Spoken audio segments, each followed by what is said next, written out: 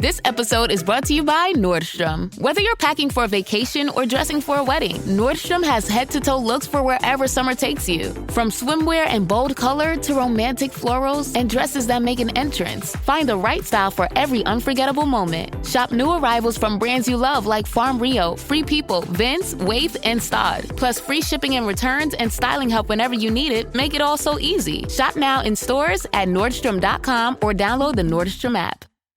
You said this place was steps from the water. We just haven't found the steps yet. How much did we save? Enough. Enough to get lost? Or you could book a stay with Hilton.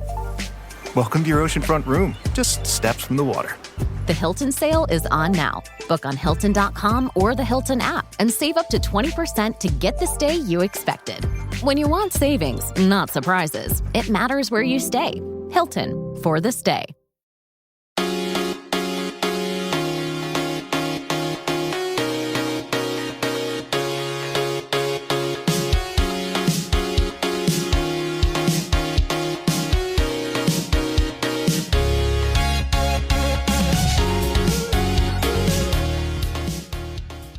I'm Jessica, and this is the Daebak K-Rambles Podcast, where a couple of friends review Korean dramas. Except today, we are back with a C-drama, a Chinese drama, and it's a drama trio episode.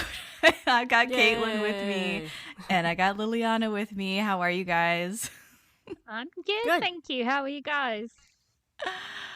Oh, we've been talking for like 30 minutes. We're feeling good. We're feeling positive. I was telling you guys I need a cool 8 to 10 hours of sleep every night, and I didn't get that last night because I stayed up till 3:30 in the morning to finish this show that we're going to talk about today. And I know that we have thoughts. Yes, we have major thoughts. We do. Okay.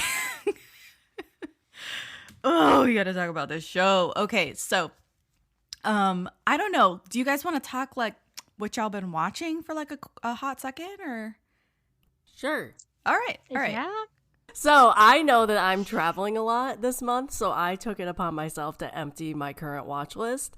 So I have not started anything new, and I'm basically trying to finish up the anime Yu Yu Hakusho so I could do a Versus episode next month on the J-drama that Netflix released last year. And then I also have a weekender Korean drama that I've been watching forever, and I just need to finish it because I want to replace it with another weekender that starts mid-September. So I need to finish it by mid-September. And those are the only two things I'm actively watching. I just, every time this gets asked of Caitlin's always, I need to finish this weekend. I know. So for me, I'm watching the Chinese drama Are You the One, which is one that stars one of the male leads from Lost You Forever that everybody's been going crazy about. So I'm watching that one. It's okay so far. It's not like mind-blowing, but it's been better than most recent Chinese dramas, let's put it that way. But yeah, it's not bad so far. It's just not, I'm not like, oh my god, I need to watch every single episode because I'm not even caught up with it. But it's not too bad. And then for other things I'm watching, guys, I'm finally watching Moving again, and I'm 5 episodes out, and now I'm like, I've just made it through like the adult stories, and I'm like, oh my god, now I'm like so much more into this drama than I was. So I will probably finish Moving this weekend, I think. Oh, great. Oh, that's a good so one. excited. I That's still a have to watch freaking good that. Oh, yeah. Yeah. And there's a review up on Daebak if you want to listen to it after. With I will. I'll definitely will. Rico, I think. Me and Rico are on that one, talking about Moving from 2023. Such a great show. And then I'm watching the TV show, like it's not a variety, it's just like a TV show. It's the one, it's called Are You Sure? And it's basically like JK and Jimin from BTS going around and traveling, and they get like joined by Taeyoung in a couple of episodes. So I'm just like watching that. I love those types of shows, I really do. So, and yeah, and then the last one, It's Okay, That's Love. That's, you know, for reasons. For reasons. Stick around on the Daebak feed and you'll know why. All right. Thank you guys for sharing what you're currently watching. But I thought it'd be nice to just catch up really quick on this here Eternal Love 2 review that we're about to embark on. Oh, God. We got a doozy for you today. Okay. But first, some housekeeping. If this is your first time listening, go ahead and subscribe on your favorite podcast app. We're on Apple Podcasts, Spotify, and so many more. If you like us, please give us a review on Apple Podcasts and Spotify. That goes such a long way for us. Come and check us out on social media to stay up to date on our latest episodes and reviews. You can check us out on X, formerly Twitter, Facebook, Instagram, and TikTok at Daebak Pod. And lastly, if you're a fan, please consider becoming a patron. It's a great way for you to get involved and show your support for as little as $2 a month. Big change though. Our new Patreon page is patreon.com/DaebakPod. Once again, the Patreon is now patreon.com/DaebakPod. DaebakPod. And here we go. Shout out to our patrons.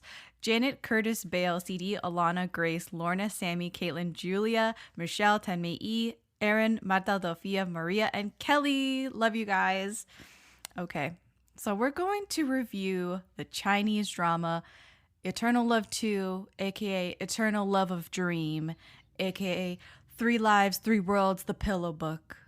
There will be no non-spoiler section. As always, it's a Chinese drama review. We are just going to go through the cast list, the synopsis, when it aired, director, writer, and after I heard that, an interesting fact about them, by the way, between 10 Miles of Peach Blossoms and this. So I'll save that. Oh, perfect. Okay.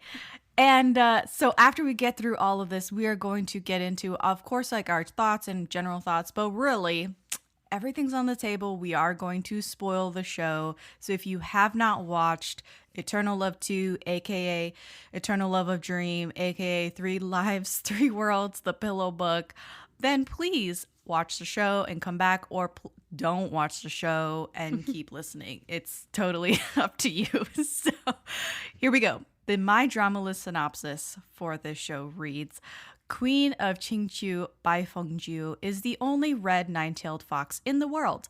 One day, Fengju is attacked by a savage beast while seeking cultivation in the mountains and is saved by the first emperor of heaven, Donghua. Grateful and feeling indebted, Fengju accompanies Donghua to vanquish the demon lord. Okay. As the two spend time together, Fengju realizes her gratitude towards Donghua has slowly evolved into love. Unfortunately, Donghua has long forgotten what love is. Although the coldest parts can melt with time, will countless lifetimes be sufficient to bring these two hearts together? This story is adapted from the novel of the same name by Tang Chi Gongxi. I think is how you say the name. Hopefully I didn't butcher it too badly. The show aired from January to March of 2020. It is 56 episodes long. You heard that right, 5-6.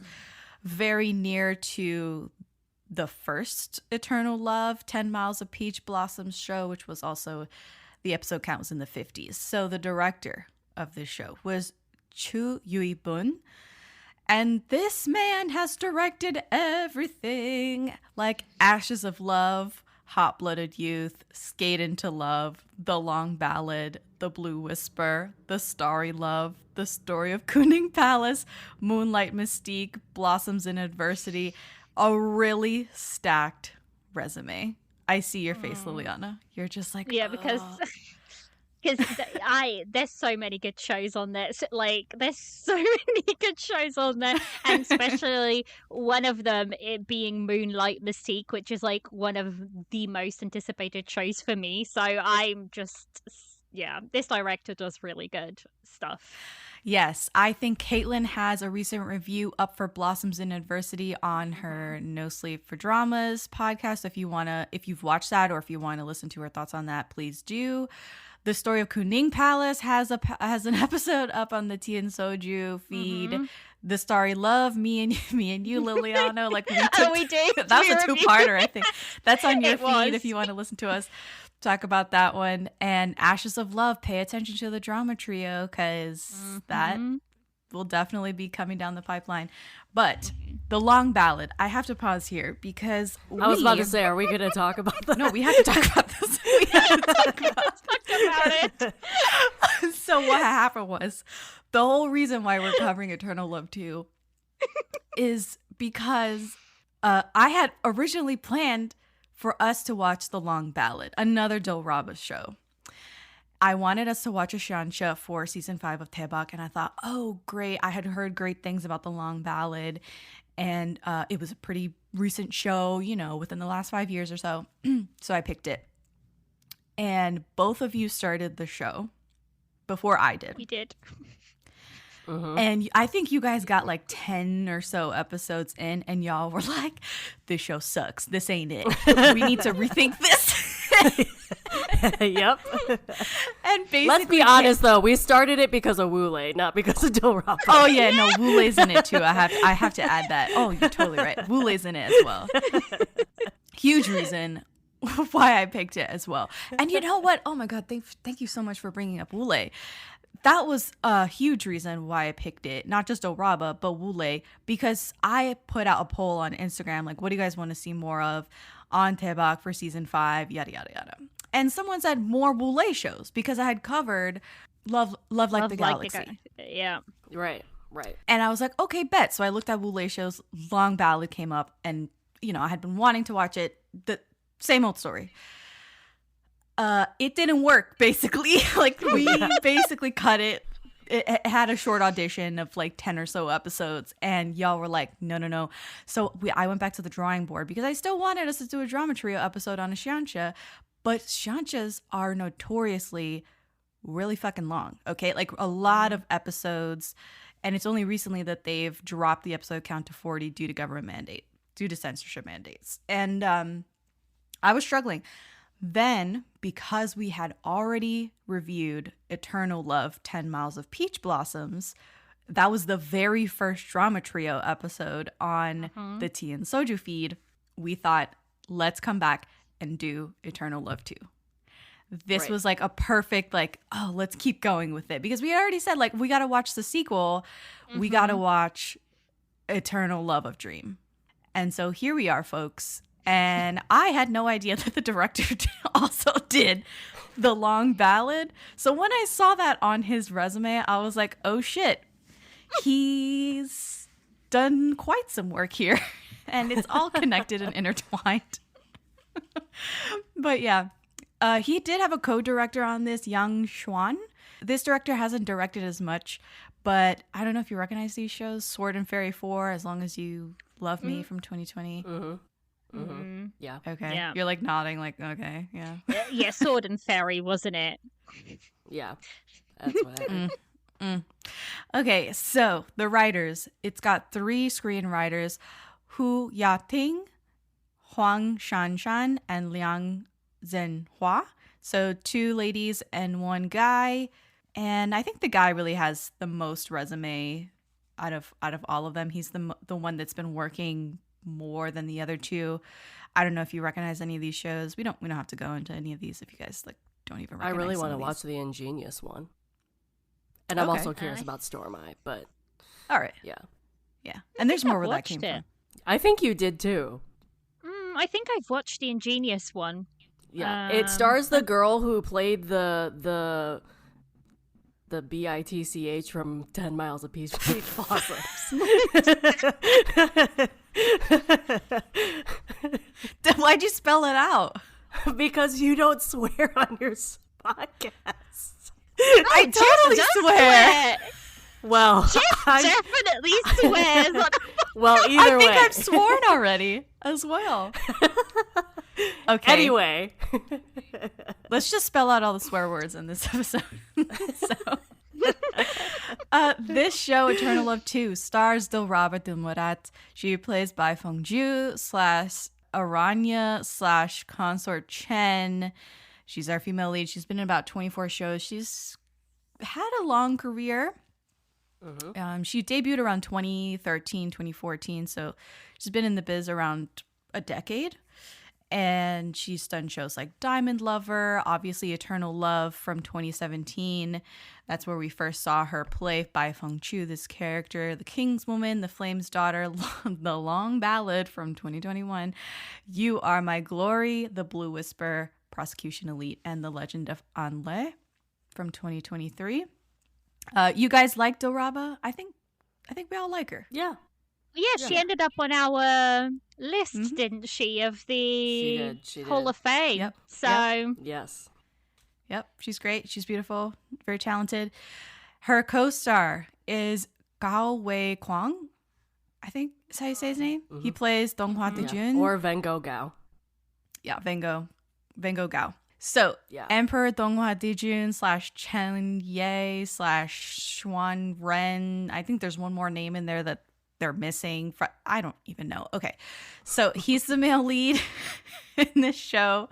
He's been in about 28 TV shows, and actually he debuted right around the time that Dilraba did. So he's had about a decade of time to be on our screens. I didn't put everything that he's been in because I don't really recognize everything that he's been in. What have you guys seen him in? If it's not like some of these I think shows? the most recent one that people will be familiar with is Snowfall, which is literally just finished up airing and a lot of people loved. It's like a vampire story. Okay. So I want to watch it.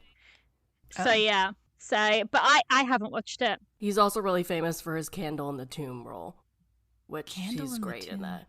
It's a huge like grave robber series in China. All right, we've gotten through. There's a giant ensemble cast and a lot of returning cast members as well from the Eternal Love / 10 Miles of Peach Blossoms show from 2017.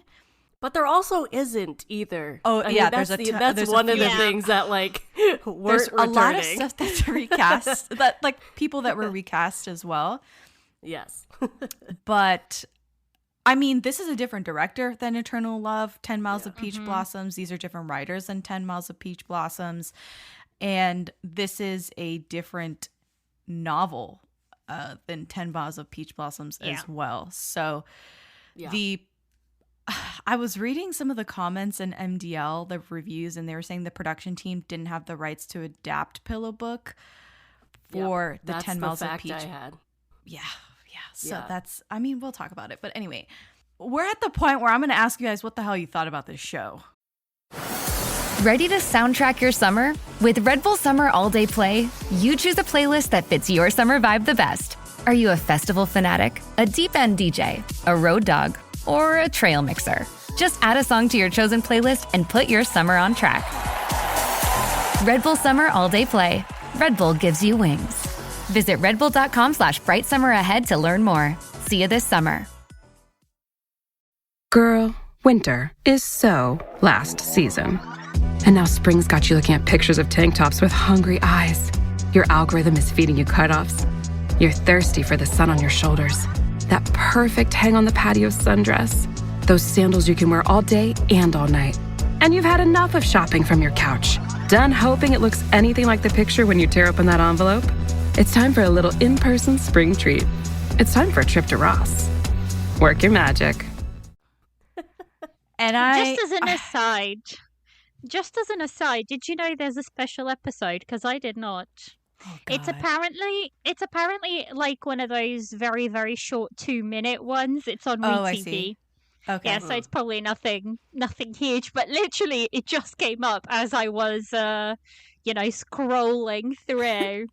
I'll have to, yeah. What did we think? Yeah, what did you think? I know what you, what you thought, but tell the class. Should we let Caitlin go first? Oh, sure. Oh, yeah. Because she'll ease into it. If we didn't say this already, and you have to go back and listen to the Eternal Love 10 Miles of Peach Blossoms review that we did, Caitlin loves this couple. Caitlin, you have the floor. Yeah. So yeah, I love, this was my favorite couple from 10 Miles. And I think like, when they were together, and, like, no matter if it was angsty or not, when they were together, I enjoyed it. But there were so many, like, okay, I understand you needed to have 3 lives in this thing. That's fine. But, like, it was, like, there was so much stuff at the beginning of this drama that didn't need to happen. And, like, I feel like they could have, like, started somewhere else. But also, they were, like, I feel like they didn't really have scenes together until, like, the very end. Like, the pacing seemed off to me. Like, I felt like they were apart a lot. And even if that was true or not, for me, I was like, why are they on other sides of the world right now? It made no sense. So I think for me, because I love this couple so much, I was mad because for me, it was like, this is supposed to be their story, but they aren't together for like nearly 3/4 of the drama, in my opinion. So it was like, it seemed like they were still a side couple. Like, I think that's what I'm coming to. It was like, it seemed like they were still a side couple. And even though this was their drama. And maybe that was just like how it was directed or something. But yeah, I mean, like, I liked it when they were together, and I liked it when they like actually had story together. Mm-hmm.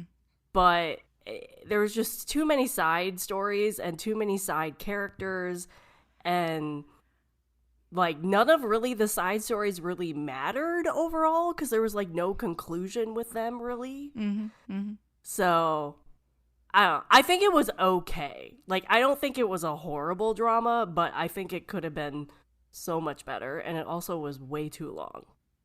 Mm-hmm. Like, the pacing just did not make sense to me. So, for me, first of all, I completely agree. This was just way, way, way too long. It did not need 56 episodes. This could have wrapped up in 30. Like, we could have slashed so much out of it. 10 episodes of life. Yeah. Yeah. Get out. It just feels very waterlogged. It just feels like, you know, they were trying to fill episodes a lot of the time. For me, I enjoyed this couple in the first one. In this one, I didn't buy their chemistry. I really didn't. I was like, they were having these beautiful kiss scenes that is supposed to make me feel like butterflies and all of this. And I was like, okay, you know, it's like, I was really shocked because to me, Xianxia usually comes with like a, you know, epic love story. And I just didn't get that here. So yeah, I feel like it was very long. I feel like the overall arching theme that they had, it's like they forgot about it for 45, 50 episodes. Exactly. And then they bring it back right at the end and it's so rushed. And I'm like, oh, is that it? And then it's like they have this big and literally it's like, is that it? Is that it? So yeah, I didn't buy it. And to me, I think one of the biggest things is that for the romance, especially for the female lead, I don't mind when they start off, are we allowed to spoil? Are we in the spoiler section? Go ahead. Okay, great. Yeah. So, like, I don't mind when a female lead starts off very cutesy and whatnot, but I need that character to grow. And yes, there was some growth from our female lead, but until the end, it's like they throw in this huge miscommunication right at the end that can then solved in 2 seconds. It made absolutely no sense. I'm like, what the hell are you doing? Yeah. And then, like, it's the way that our male lead treats our female lead. He doesn't treat her like an equal. He treats her like a little, like, even the way he he calls her, he calls her Shao, which, like, it's a diminutive, like, it's a word that you'd use for someone, for a little, like, it's like little something. So it's like little and then her name. And it's like, I don't get it. Like, to me, even the way, like, he'll pat her head and stuff like that. And I'm just like, I'm sorry, but I can't. Because, like, that's fine at the beginning of the show. But if we're doing that at the end, then I can't by this relationship. It feels like there's such a huge power imbalance between them. So big. Like, to me, that's one of the biggest things. It's like the power balance between them is so big. And if you watch Xianxia, most of the shows, yes, there will be a very big power imbalance right at the beginning, but by the end, a lot of the time, these women and these female characters can whip the men like there's no tomorrow, because they come into their power and they come into their, person, and I just didn't get that with this drama. So that, to me, I think I might have enjoyed this more because I viewed this as Deejun's story, not necessarily Dilraba's character story. Okay. So I think if you took it from a viewpoint of it's his growth from being this really stoic acceptance of I'm never going to be with anybody. Well, he had the bigger arc whatever. than she did. Right. So I think I enjoyed this more because I kind of turned my head of it's his story. It's him. She's the supporting character. So if you're going into this drama being no, it's a strong female lead, that type of story, you're not going to enjoy this drama. No. And I think you get what I'm saying. I do. Yeah, and I think that's where I'm coming from, because that's what I tend to prefer in my xianxias and my historicals. I prefer that it's not such a lean on the male lead, and this was definitely his story. And also, guys, I'm sorry, but first of all, the Mortal World arc to me was just boring as heck. It really was. It was way too long. It was way too long. So long. Bro, I'm going to jump in here and just say this show made me tired. I'm just tired. I'm just so exhausted. It was super mid. Yeah. I liked maybe 20% of it. Maybe 20% of it. I thought the show was really unfocused. I thought the plot was meandering and just burning time. Just wasting my time. I thought it was a hot mess express. Narrative structure was all over the place. And each time, to your point, Caitlin, each time the main two leads were separated and did their own thing for a minute, I was utterly bored. I was like, exactly. And maybe it's because they're individually boring characters. Yeah. I'm like, what is there to watch? It's just another. What is there to latch onto? I was like, maybe they're just constructed badly. I thought is this revealing something about how they're written badly? I was questioning the foundation even. Yeah. I think it also plays out. I thought they had pretty good chemistry, but again, I may be biased because they were my favorite couple. But I think that was one of the reasons why I found it really boring when they weren't together, because the chemistry wasn't there. That's the main reason I didn't like it when they were alone, because there was nothing they were playing off of. They played off of each other well, in my opinion, but they needed to be together in the same scene to do that. I was very frustrated throughout the show. So frustrated. And it was a binge for me out of necessity, but I also feel like the same as you guys. This show is 56 episodes, and for what? Yeah. For what? Yeah. I couldn't fathom. There was the one that I was really struggling with was the last, when they were stuck in the dream of Aranya. Oh my god. Bitch. I was like, we're still here? We're still here. Every episode. It just keeps going. So I actually have a timeline of all that juxtapositioned with the internal love, the 10 miles of peach blossoms thing. Oh, good. Oh, God. So, it's crazy. So apparently the thing I found is they put the internal love peach blossoms against the eternal love of dream timeline. Okay, someone's doing the Lord's work. Because exactly. That was another thing that I kept telling you guys. I am befuddled, confused, I'm lost because I am basing this off of the timeline in 10 Miles of Peach Blossoms. And I think I couldn't figure it out. So I think that's the thing, going back to like the copyright thing, I think that's what confused me too, and especially at the beginning. Because what I learned is, so they didn't have the copyright for this when they did the 10 Miles of Peach Blossoms show. They didn't think that would become very popular. Like, they had no projection of that. So they're like, we're going to buy one book's rights, do the drama. They decided to stick in Dilraba and Vengo Gal's characters because they needed a second lead couple. Like, they weren't really attempting to do anything with their characters, so they did a very watered down version of this book in that story to have a second lead couple. So like what we got at the beginning of this drama was the watered down version they gave in 10 Miles. Like, it was a repeat, which is why we were messaging each other at the beginning of this drama being like, and it was different. It felt like they were retconning everything that happened to this couple in 10 Miles of Peach Blossoms. So what happened is that it was the opposite. They retconned 10 Miles of Peach Blossoms to what happened in this book. So they didn't have the rights. So they couldn't do anything. So basically, I think that's one of the reasons why I did not like the beginning very much, is because I was like, the first 27 episodes. Yeah, like this is exactly what happened in 10 Miles. Yeah. It's like a bastardized version of what happens in 10 Miles. And I gotta be honest, I understood 10 Miles way better than I understood what the fuck was happening in Eternal Love of Dream. Yeah. I don't. Yeah.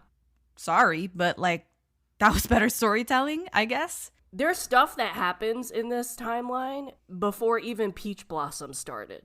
Right. Like, there's a lot of stuff that... and I think this is going off actually the books. Like, they just went through the entire thing. But, like, it explains everything from, like the Aranya story happened 70 years before Peach Blossoms even happened.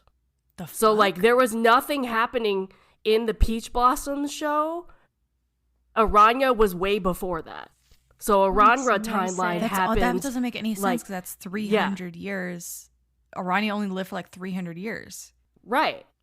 So that her entire that's 300 years before the 10 Miles of Peach Blossoms. No. It started 70 years before Peach Blossoms happens, 300 years before Pillow Book. So the Aranya storyline was happening while Peach Blossoms was happening. And it was 300 years before the Pillow Book storyline, before their storyline, Donghua and Venjo. So the Peach Blossom storybook and Aranya storyline. So even before she's a fox in his palace? Yeah. Yes. Yeah. Like, get out. Yeah. Like, that's... So it was like the Aranya storyline happened, then Peach Blossom started and she became like a maid in the palace, whatever. And then Pillow Book happens. So it was like, if you think of the 3 lifetimes we have in this, it's the Aranya lifetime, then it's his mortal world, and then it's her, like, them two in the heavenly realm. So, like, they did it backwards in the drama. See, but that makes no sense, because wasn't Aranya and the... I forget the guy, like the magician or whatever they called him. Yeah, in the Aranya Dream arc, they're supposed to be shadows of the main character. So how, like, that makes even less sense. Because I'm like, how? So he must save her life in the demon realm or from some beast. Then she's like, oh, to repay his kindness, send my shadow with his shadow to recover. So basically, according to this timeline, basically according to this timeline, the entire Aranya thing happens. She dies. Shenye creates the dream world, right? The next bubble I'm seeing here is the rumor that Dijun has descended into the moral world to experience the 7 sufferings of mortals, and where in reality he's just like sleeping, and then Venju goes and beats his concert. So it's like, her entire story happens, then he and her go into the mortal realm, and then that whole ending with the demon lord fight thing happens afterwards. You're making me more upset. They pretty much went backwards. They did it backwards. Yeah. And then To while what end? while they're in the mortal realm going through his mortal thing, that's when Peach Blossom happens. That's when it starts. Yeah. Which makes sense because that aligns with when Peach Blossom's shenanigans are happening, she's in the mortal realm. That like aligns perfectly. Yeah. So with the they timeline in 10 like miles. he recognized her as Susu, and they start their moment. So they're in the mortal realm, and they're which didn't happen in 10 miles, sort of.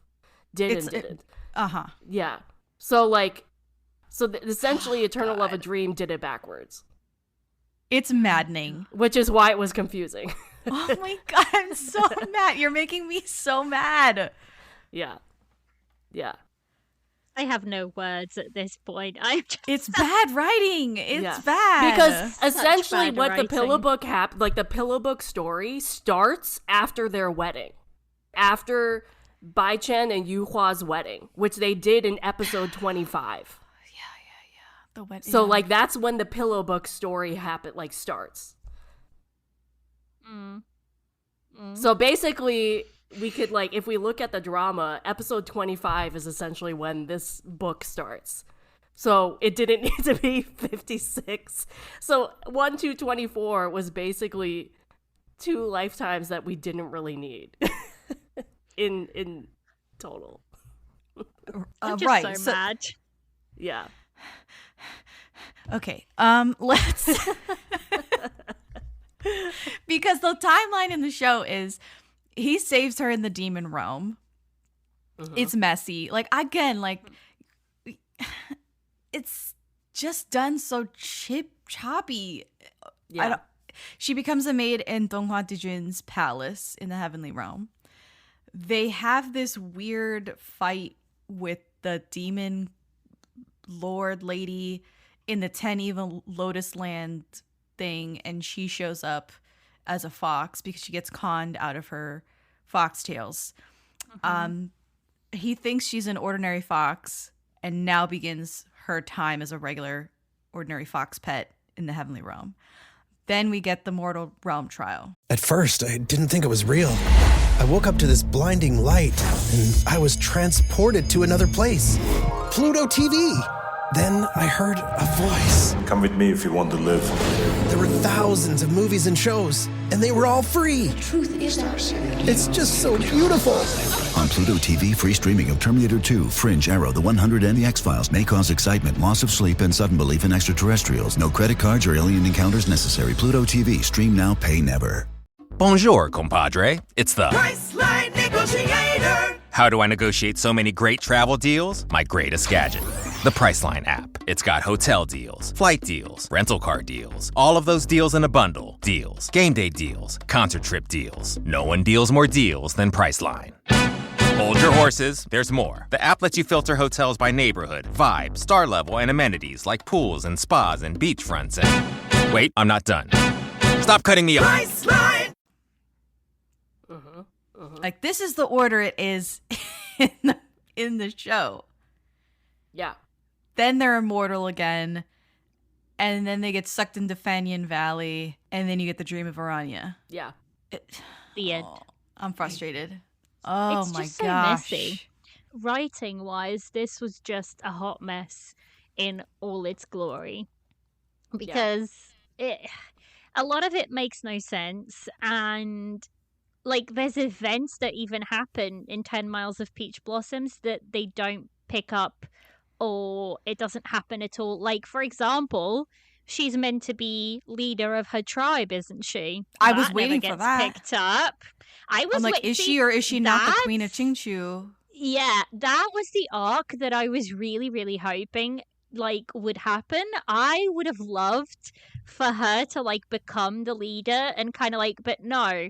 So in general, all she is throughout, she, like Caitlin was saying, I guess now that you mentioned it, that if you go in wanting his story, then you'll probably enjoy the show. But if you go in wanting a couple, then that's, not what you're going to get. Because to me, I was hoping that at some point she would stop being, for lack of better words, this lovesick puppy that does everything for him. But then we never got really that at the end happens. and it didn't make any sense. Yeah.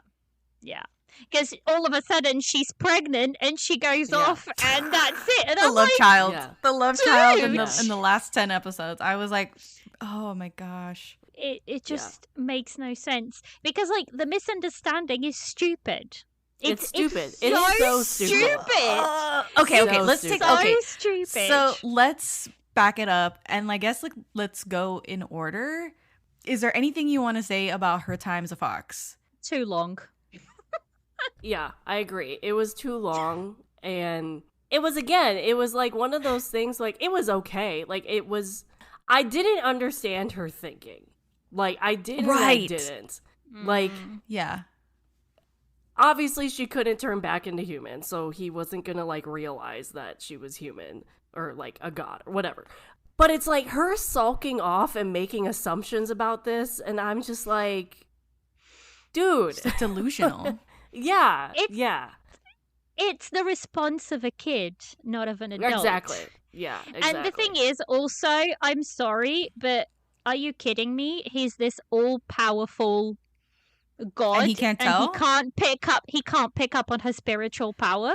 And even without her tails, without her tails, like, she's still a fox spirit, even without her tails. Like, her core doesn't change. So it's like, how are you this all-powerful, all this god that everybody, reveres and gets down on their knees for, and yet you can't tell the difference between a fox and a fox spirit? I I'm kept sorry, trying to reason that like maybe he knows and he's just playing dumb. Because that's that's what what I he did a thought. lot in 10 Miles was that he Yeah. knew who she was. Yeah. But in 10 also, Miles. like, everybody underneath him knew. So why the hell did no one tell him? Especially after, like, she got attacked and, like, slinkered off. I'm like, okay, the 3 or 4 people who knew, why did nobody tell him when he was, like, looking hell and high water looking for this fox? Like, what was the point? Hey, interesting turn of events, actually. Bai Fengju, the queen of Qingqiu, is your little fox. And sorry I didn't tell you sooner. Right. There was no communication there. Nothing. That would have just solved the issue. And really, he was so astute for other things, it just didn't make any sense. So I was kept Made no expecting him to sense. be like, make some sort of gesture or facial expression that made you think, oh, he's in on it. He's in on the joke. Yeah. He's just playing dumb because he likes having her around. Right. And it never happened. And- I did die a little bit inside when they put like some taxidermy foot of a fox or something like in a couple of shots. I was like, whose dog did they take to set that day? Or like, did they get like a fox foot and have that be in frame? I was dying of laughter every time they stuck the foot out. But the CGI fox, I was sick of it. It lasted for I don't know how long. The times, I thought it was several days. Come to find out, it was hundreds of years that she was there as the fox. Yeah. Again, adding to the confusion, just throwing fuel to the fire of my befuddlement. So, that was... The thing is, there's only so much that you can do to create chemistry between a man and nothing. And a fox. 'Cause Right. he's recording with nothing. Nothing. Like, there's so much you can do to create that relationship. And I'm like, it's 20, however many episodes that lasted, and we're still with a fox here. Like, I mean, come on, give me something else at this point, because this is a really long time for you to go without establishing a relationship between our main couple. So, yeah. Well, I mean, and he didn't even realize she was the fox until, like, well into their, like, third lifetime. Like, it wasn't even, like, they ended, it wasn't even ended, dumb. like, They had to ended tell it him and right he found... before they go into the dream. They Exactly. told him Yeah. right before they go into the dream of Aranya, Exactly. like way fucking late in the show. And you're like, You had no idea. He's like head in his hands like, oh my gosh, I've done so much wrong to her. And I'm like, wait a second. I think we need an apology from the writers right now, because there is no way he didn't know. So dumb. Because also apparently, and I could just be interpreting this wrong, or maybe it was like a translation thing. Isn't it known that she's like the only red fox in the entire like, heavenly, like in the entire world? So like you have one red fox, and then you see her tails that are red, and you don't make that connection? Like, I mean, I know she's supposed to like show her 9 tails, as opposed to she's always only walking around with 1 tail at that point, or whatever it may be. But it's like, dude, again, why are you so dumb? It's staring you in the face. Right. So it's yeah. And the thing is, see, that's what I think. The way he kind of treated her as a pet, and this is going to sound really bad, is kind of almost the way he treats her later on as well, you know, with the patting on the head and stuff like that. And that's why I can't connect with them as a couple, because it's the power imbalance in this is insane. And yes, it's a xianxia and that happens all the time, but yeah, I just wish we'd have got like that whole arc could have been told in such a short amount of time, like 5 episodes tops. You do not need more than that to have, you know, her as a fox with him, and then get into like them as real people in a sense, connecting and whatnot. So God, I'm just realizing how little good I have to say about this show. I don't have like anything. I have hardly anything good to say about it. So she was a fox, a maid before that. There's like a second female lead thrown in there for good measure. Some like foster sister that he had living in his palace. Right. Yeah. Adopted person. Adopted sister or something. And she had like caught feelings and was causing trouble and was really fussy. And I was more concerned about the butterfly, like the little butterfly that she had sent into the mortal realm because she got mad that it like helped Bai Fengju clean up the courtyard or something at one point. This was when she was a maid. Right. And I was like really concerned for the butterfly that got like sent into the mortal realm. And then it ends up being that's a character, mortal character during their mortal realm trial. And I was like, oh, we're going to see her later. We never fucking see the butterfly ever again. No, we don't. Yeah. I will say though, both of the second female leads that were in this to be like quote unquote competition were not as bad as the one in 10 Miles. And like from like of hating them. Like I didn't hate them as much as like the people in Princess Wei Young or 10 Miles of Beach Blossom. So that's a plus for me, is like I didn't really, there was no competition. Yeah, but it wasn't angsty enough for me. For me, look, I will say I am not exactly. I actually agree with Jess. It wasn't like there just wasn't tension, because like yes, they don't need to be as bad, but you still need someone there to sort of create a little bit of tension. And to be honest, by the end of it, is it Ji-hung? She's like still pining after him, and then all of a sudden she's been, you know, left alone, and then this guy comes back and she's like throws herself in his arms, and I'm like, what? You were pining for the other one the complete 180 on her ago. I was rolling my eyes to high heaven. It's like that 180 was so unbelievable. To me, this is the male lead story, and everybody else is plot devices to get from point A to point B. That's how I see this drama now.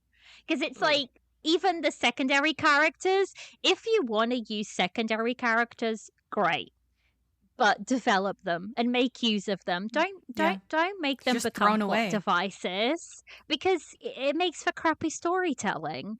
Yeah. Like, it really does. So they're just underutilized and well, wasted. even the big bad that we got at the end, like Bro, first of all, who the fuck cares about this big bad? Nobody. Actually. But like, Nobody. I think the problem is we didn't get any background of her. Like, no, they did this whole thing, that scene where he was like meditating in the like field or whatever. I was like, okay, clearly there's a backstory. Like, why is she so mad at him? Was it a romance? Was it whatever? And they like did one sentence story, and I was like, okay, I don't like. Lazy, like, sloppy. Yeah, it was like the pacing was just so off, and like the end was going at warp speed. They were like, okay, now we have a final battle, and no context of like why they're fighting, other than It was really hard to reconcile the demon realm in 10 Miles of Peach Blossoms with the demon realm portrayed in this show as well. Super tough on me. I was like, where is the other people? Where's the other royal family that we got in 10 Miles? Like, where do they factor into this? And what about the other guy that's stuck in the bell? Right? Like from 10 Miles of Peach Blossoms, like where does that demon lord factor in as well? Yeah. And what does this female demon lord have anything to do with anything? Is she older? Is she younger? I was like, well, this happened after the bell. The pillow book happens after Yehua woke up at the end. No, but like this, the demon lord lady that was in this grand tree setup. Yeah. That's what I'm talking about. Like she was before the bell. Right. So like she's been sealed for all this time. Like why? Exactly. She's older, but then why are there now suddenly all these different demon lords and clans, and it looks totally different. The aesthetic wasn't even kept from 10 Miles of Peach Blossom. I was like very annoyed. It was very clear this drama had a lesser budget. Because also, I hated the costumes in this drama. I did not like... The 10 Miles were so much more intricate and so many more designs, whatever. And, like, yeah, they kind of kept Donghua and Bai Fuju's, like, costumes a little less ornate than the main couple in 10 Miles, but it still had detail. In this, I was like, no, I don't... Like, everybody just has a color assigned to them, and they just threw fabric on top. Like I did not like the costumes. I'll tell you, I was really struggling with the costuming during the Mortal Realm trial because I was like, this is when you can really do something different, right? You don't have to adhere to the same aesthetic as 10 Miles when they're in the Heavenly Realm or in Qingqiu or whatever. I was expecting something a little more, and really, I did not like him wearing. I'm switching to the Mortal Realm because we're just like moving through the story. I didn't like him wearing white as the king in his Mortal Realm trial. Yeah. I hated it. Him wearing white with accents of purple as the Mortal Realm Emperor, it did not work for me. I think this plus his silver crown make him look. I thought it made him look too simple, cheap. I thought it looked cheap, too much like the Heavenly Realm version of him. And I thought he should have been clad in different colors. Sure, keep a purple accent or two, but like, where's the gold? Usually when you're in the Mortal Realm, there's gold accents, gold jewelry, gold headpieces, and there was none of that. He stuck out like a sore thumb because everybody else was wearing gold except for him. He was wearing silver. It was bizarre. Yeah. And I think also, even not just in the mortal realm, but any of the other realms, for our female lead, she's a fox spirit. Like, you can have so much fun with color for her. And it just, I will say, in their favor, that white wig is beautifully done. So let's talk on about him. this. Oh, yeah. They did the white wig is everything. Yeah. The white wig makes the show. Yeah. Ain't no white wig, I ain't coming. Yeah. Because he looks so good in the white wig. Does. I think that's why he shocked everybody in 10 Miles of Peach Blossoms originally. Was because this guy shows up with this aura and the white wig, and you're just like, oh, who's this man? Who is this? Exactly. I mean, you don't even blame Bai Fengju for falling in love with him in 10 Miles of Peach Blossoms because look at him. Right. In this show, they keep the white wig. It looks really good. You get to the Mortal Realm, they give him a fucking black wig. There wasn't enough, though. Like, that's the other thing, is, like, there wasn't enough white wig in this drama. For me. Like, he had black hair, like... that up. He had black hair, like 45 episodes of the 56. Oh, I get what you mean. I get what you mean. I thought you meant, like, there's not enough hair on you. Oh, no. No, I get what you mean now. I get what you mean. And I would agree, because he looks so much better in the white wig. He looks so I remember messaging you guys and being like, low-key, he does not look that attractive in the mortal realm at No. Also, what was that ponytail in the dream? Oh I didn't know, like, what was the cone ponytail in the dream? I was okay with his other hairstyle in the dream, but then he came back with that ponytail after they left the high for pony. A while. I was like, Ariana what Grande. the hell? Yeah, I was like, what the hell is this high pony? Like, I don't get it. You got me with that one, because no accounting for that. It looks horrendous. No. It looked really bad, like high key bad. It did. But like, back to the mortal realm, I really was glad that they didn't keep the 10 miles of peach blossoms scraggly beard that they had put on him. Yes. Oh my god, yes. Oh, I was counting. I was like, oh, who do I have to pay? Who do I have to send my check to? Because thank you for not doing that. Again, they changed the whole vibe, the entire vibe of the mortal trial for this show. But again, this was the one that was true to the novel, though. It was true to the novel, but it sucked.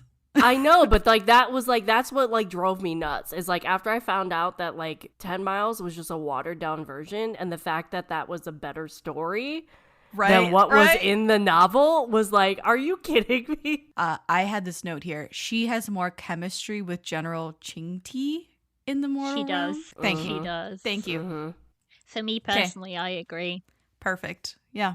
Okay. I was like, am I seeing things? Because I sense chemistry between her and this guy, and I loved the storyline that they had going for them. I wish that was the real thing versus a fake plotline that she basically plays up for the sake of their tragic love trial, the romance misfortune, which is she falls in love with his general. Right. I was like, yeah, let's not make that fake. Let's make that real, because I was into it. There was something there. See, that's a good second male lead. That's a really good second male lead. To me, that's a good second male lead, when you can feel that tension and feel that possibility there. Whereas with the second female leads, I was like, there's nothing there. It's like, I'm not even bothered. Yeah. So yeah, I really liked him. I like the fact that he does get brought back into the immortal realm, but then we don't see him right till the end again. It's like, but then even that, I was just like, for what? Because didn't he not remember? Didn't the guy? I mean, I could be wrong. Didn't the guy? He didn't remember anything. Yeah. So why did he even do that at the very end? Like, he shouldn't have known her or like had those feelings from his mortal life, and then he attempts to like not make her go into that bubble. I'm like, dude, you're not supposed to remember her or any, like, why are you stopping her? That didn't make any sense to me. I was like, and again, it was like, it happened in like episode 55 of 56. I was like, dude, nothing is gonna happen here. Like, you're not gonna have a... She finally gives him, like, there were several MacGuffins of like, she needs the pimpon fruit to transfer his mortal consciousness or soul into an immortal body, and so the pimpon fruit was a thing, and then the Lingby stone as well was another MacGuffin, the soul locking jade. Come on, I was like, I'm losing track of these little like shit things that I have to pay attention to, and they don't matter. Yeah, they do not matter in the grand scheme of things at all. And I generally thought that second male lead was going to play a larger part. Yeah, in the latter half of the show, especially when he got to the heaven. Yeah, especially because she specifically brought him back to the heavens to repay him for dying for her in the mortal realm, and just never happened. It's just DOA. Well, then dead the on other thing arrival. that like didn't make sense to me is like, so they get back from the mortal trial, right? Yeah. And he like starts Vengo Gal's character starts having like dreams of like his life in the mortal world. So again, I'm like, oh, he's gonna remember her because he's gonna remember she's the fox. Like everything's gonna come back. Nothing came of that either. It was like that, like never.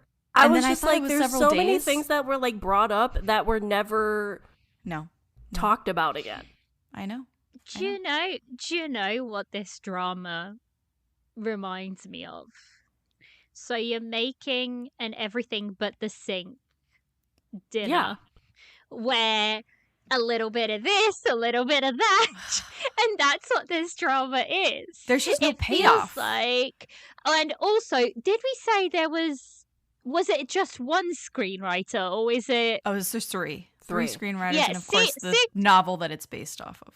I feel like one screenwriter wrote one bit and then it handed the puck to the next, and they wrote a little bit and then it handed.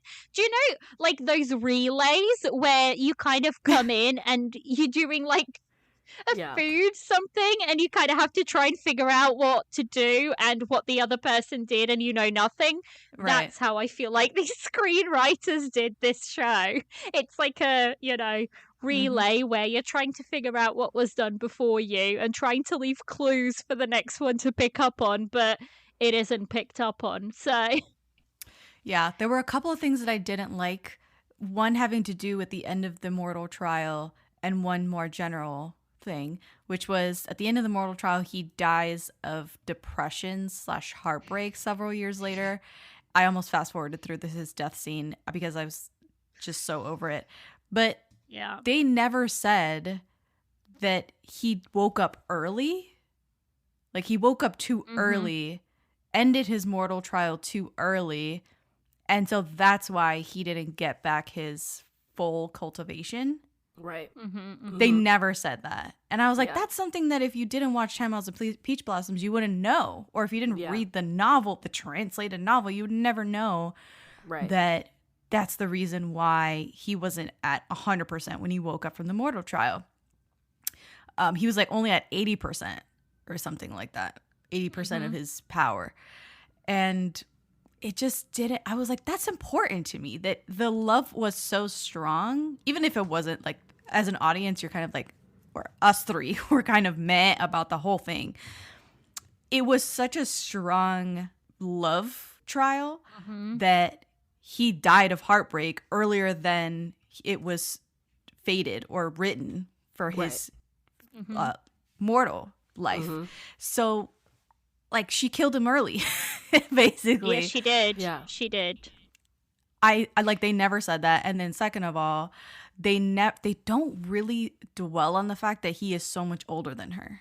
No, they don't. It's crazy. And I thought that was strange too, because in 10 Miles, they say that all the time. 200,000 years age difference between them. Yeah. Like there's a huge age difference. Yeah. And they don't really bring it up. They're just like, oh, she's so young. They kind of just dwell on the fact that she's so young, but they don't say things like he could be her great grandfather or something like that. That's the stuff that they were doing in 10 Miles of Peach Blossoms. And I was like, I think I'm missing that. The fact that like it's so out of character for him. He's not had any love interest or any empress in like all of these hundreds of thousands of years.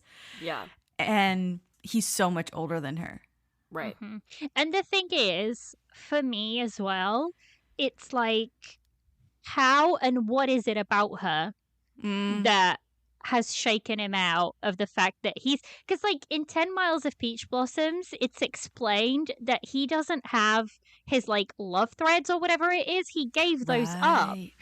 So he's not supposed to be able to fall in love. Like, where's that story? Like, what is it about her specifically that has made him overcome the fact that he's not supposed to fall in love because he doesn't have those threads? Like, they don't pick up that in this, at least that I can. Guys, I'm going to be very honest. I've forgotten a lot of the details already because I was like, but I don't think I remember that being picked up in this one. And but again, you have to remember that was made up. Like that might not have been in the book. According to what I found out, what's in Eternal Love a Dream is like 90% accurate, like 95% accurate of the book. So the love thread thing from 10 Miles probably wasn't in the book. It was made up. Like they didn't have the rights, so they couldn't do it. Okay, that's fine. But let's take that out of the window.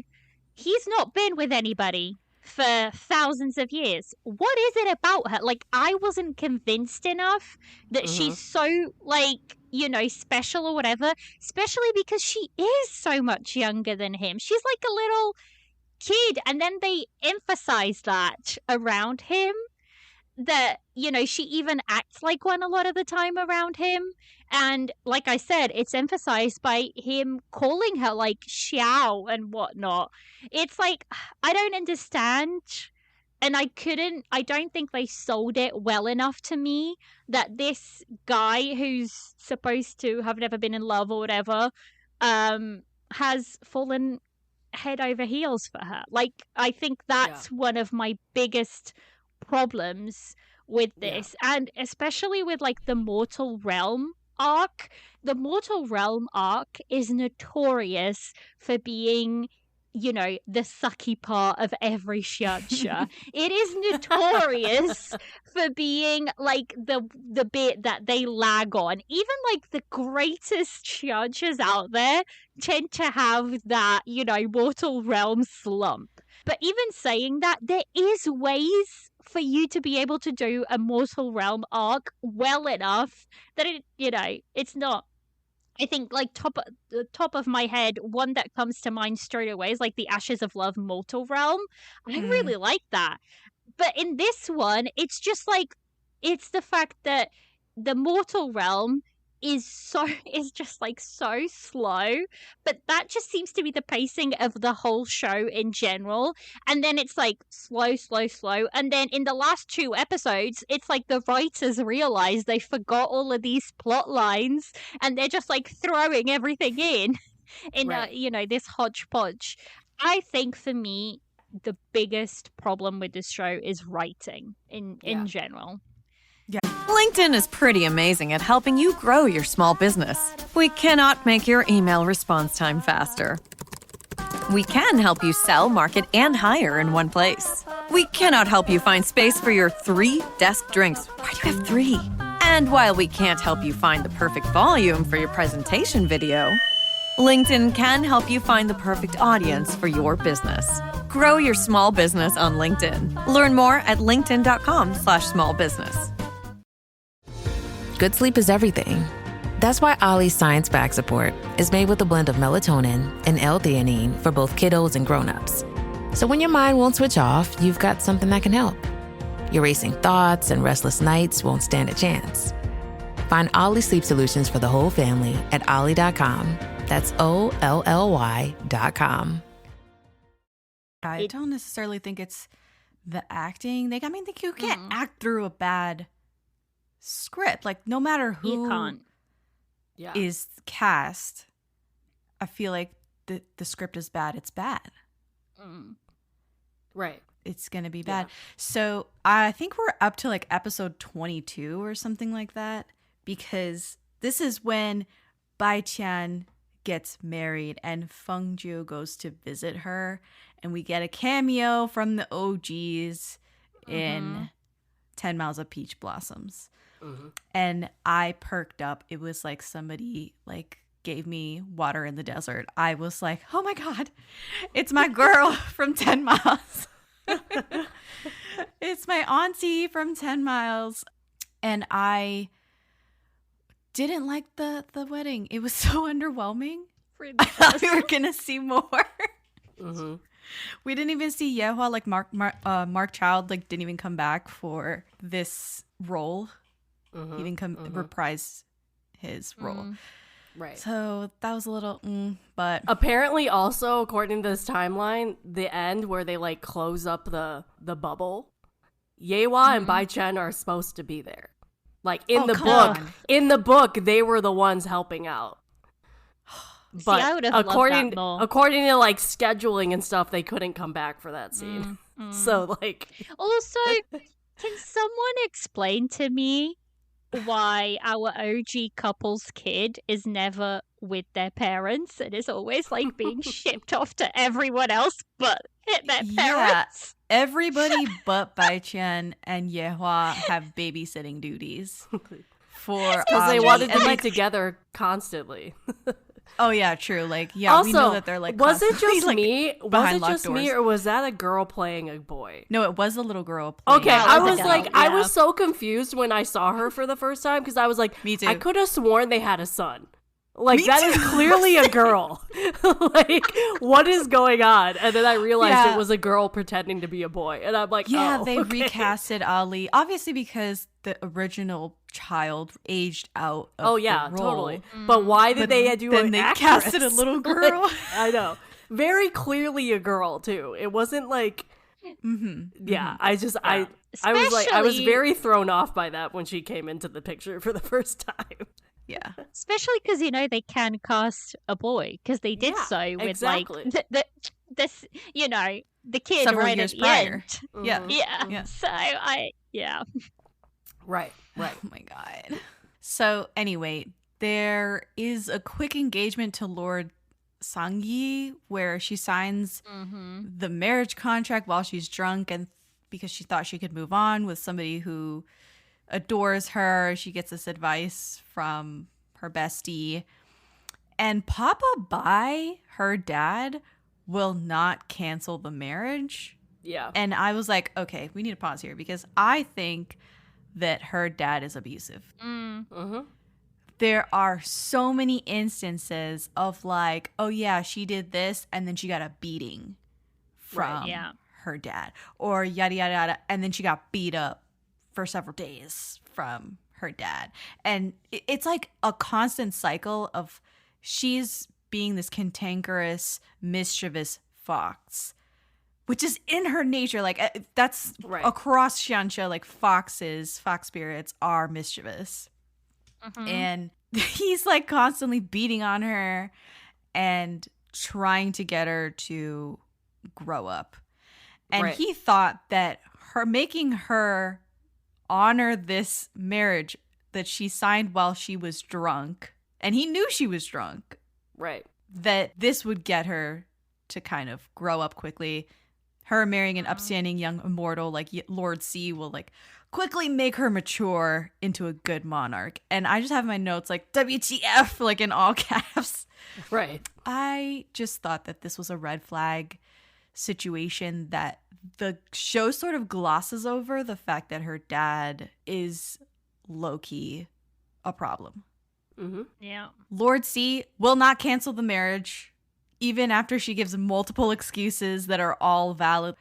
And they fight on his front doorstep until he finally cancels the marriage and says he'll wait for her. We never circle back on this character, on the second male lead. We don't. Also, he's in 10 Miles. Yes. Like, yes.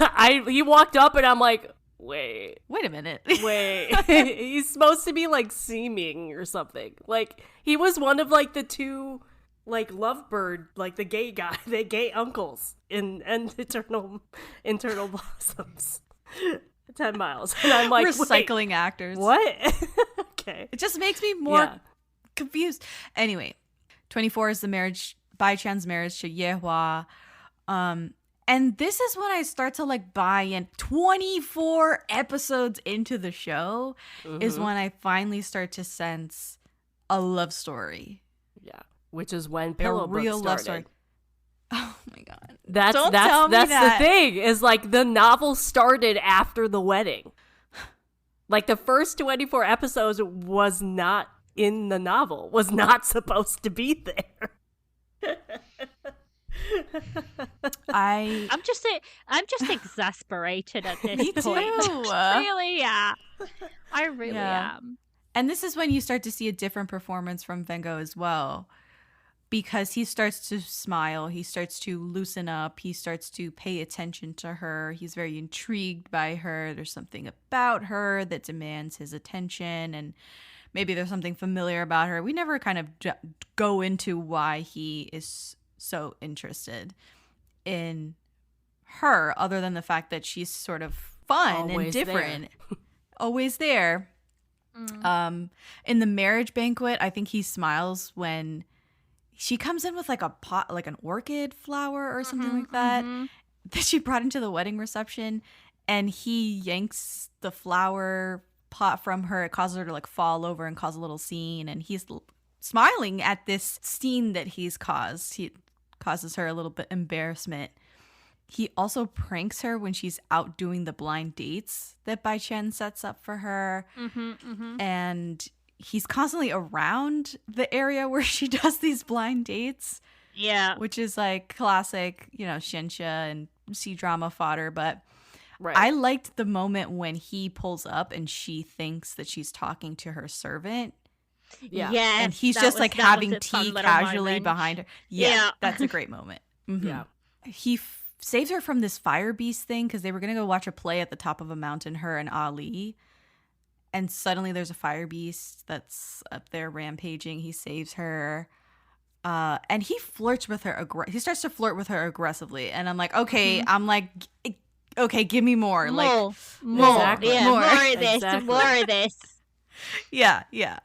He's talking to like, I think the third prince. And the prince is talking about, there's like various stories about what happened when you saved this beauty from this fire beast. And he gives the 3 different scenarios. And one of them is true. Like one of them is the real thing that happened. And the only thing that Donghua picks up is they think she's a beauty, then they have good taste. And I was like screaming like during this little thing. I was like, oh my God. Like this stuff was good. Yeah. These little things were good. Yeah. Right. Then they get sucked into Fanyan Valley. Well, no. Before they do, let me talk about something. Okay, go. The handkerchief thing. Oh, the handkerchief. That happened before the dream. I'm like, oh my God. What the hell? like, first we get a fox at the beginning of the drama, and now we have a handkerchief? Like, why? Like, understandably, I get why. But, like, it's just like, of all the things it turned into, how do we turn separate into a them handkerchief? even more? After giving us some addicting, they're giving us, they're using salt in the food, finally. Yeah. But also, it's like, it is very clear that he knows she's the handkerchief. So why did he know she's a handkerchief, but not the fox for the entire, first part of this drama? Like, that was the other thing I was really confused about. It's like, he knew she was the handkerchief, very, very early on. I don't understand how he knew she was a handkerchief. First of all, sounds like we're talking crazy right now. He knew she was the handkerchief. We sound like crazy people. She turns herself into a handkerchief. To hide. Like, she doesn't want to see him. So she turns herself into a handkerchief, and her nephew lies, quote unquote lies. Ali lies. And says that she ran away or wasn't there or whatever. And he immediately knows she's the handkerchief on the table. Like, it takes 2.5 seconds for him to figure it out. Exactly. But exactly. Hundreds of years together, and he can't figure out she's a fox spirit. Yeah, this makes total sense. Total sense. The only thing I could think of to rationalize why he couldn't figure that out is the fact that the demon stole her fur. Like, I was like, well, maybe whatever he stole caused the detection of her being a fox spirit to not exist anymore. Like, that was the only rational thing I could think of. He didn't steal her primordial spirit. I know, Exactly. but that was the only cool. rational thing. I don't know. That was the only rational thing I could think of. Like, yeah. Especially having seen 10 Miles and he was under no illusion. Like, he knew who she was, even as a fox. It was stupid. So I already had that in my mind, and I was like, it's Donghua Dijun, like, he's all powerful. Why wouldn't he know that's who she is? Anyway, the Fanyan Valley, her getting sucked in by this crazy tornado that only happens, like, this opening of this valley that only happens every 60 years. Yeah. With Demon Lord Yan, who, like, was bothersome, like a little fly like buzzing around Donghua Jijun, like trying to fight him every so often because of the other second female lead. I was like, fuck, I was over it. But then they actually land in this valley and was like, oh, we're here now? Like, we're just here for the rest of the show, basically. Yeah. Yeah. That's what happens. Yep. Hand over heart, worst part of the show. And this is over half the show. Is then But at least they had a here. relationship in the drama, like in the dream. Like I was at least they're together. At least they have like a romance. I just like he shows up before they even enter the dream. He shows up to give a tea ceremony lesson half a year later after they've been trapped in Fanyan Valley. Yep. And is like, hey, I'm here to rescue you, boo. And she's like, now you're here to come and get me. He could have opened a hole in this valley at any point. Right. He knows how to get in this right. valley. And he just like left her in there. I couldn't understand it. And where the heck was he even at? Like, why? Yeah. I couldn't didn't understand it. understand that whole part. So then he turns into a purple handkerchief to appease her because she's really angry at him. No, he does not. It's a lie. Right. It's a fake handkerchief that he turns into. But I did like the fact that when he supposedly turned himself into a purple handkerchief, he places it on her head like a bridal veil. And I was like, ooh. But then it wasn't even fucking him. So it was just stupid. Like he was using magic to fold time and space and play Go with the third prince in the heavenly realm. Like I was like, bro, like he can't even. Why didn't you fold time like 6 months ago? Right. So she's trying to steal the pimpon tree fruit to bring back Qingti, the other second male lead from the Mortal Realm trial, back to life. He changes this tunnel that they dug, her and the demon lord Yan. They dug this tunnel to get to the tree. I was like, this is kind of funny. But then he changes it. Donghua changes it to 3 passageways and 1 leads to him. Again, what's funny is the fact that the framing device of the female demon lord that's sealed in this tree thing, she can enter Fanyan Valley at her will. Like she just can send a projection of herself anytime she wants. And so she sends one at the time that they're going to steal this piece of fruit. Right. And it looks like she's seducing Donghua, like she's all over him. But Fengju figures out that she's foul and fights with her and protects him. And he ends up, like, they do this, like, couple fight. Do you remember? Like, he holds her waist, grabs the sword with her to fend her off. It's, like, super sexy. And I was like, okay, you're giving something. I did actually really like that part. Right. But that's why I was like, we need more background on her. Because, like, why is she trying to seduce? Like, did they have a relationship before he sealed her away? Like, she clearly, like, we got no background on the baddie. Like, at all. Like, why is she all of a sudden trying to seduce him in the middle of this field? They're like, it was a front. Like, that was an illusion. Right. That she was doing. That she wasn't really seducing him. It was just, they were actually fighting. Somehow. Spiritually. I don't know. Anyway, I think she asked him after because he's sort of injured, I think. Semi-injured. That's why he's, like, meditating in the field. Yeah, so she asked him, what are you thinking about? And he says, I'm thinking about you. And I was like, oh, he's flirting again. Flirty. And it's only when he chooses to be, because to me, it was very hot and cold throughout the show. Yeah. Yeah. And I'm not sure if that worked for me at all. That it was like, didn't work for me. He would like be all over her and be really flirty. And then he'd be like, I'll see you later. And then gone.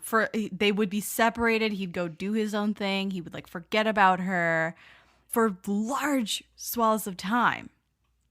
Or ignore her. And I just didn't think that was right. You know, to write that in. I prefer like a slow build, but steady.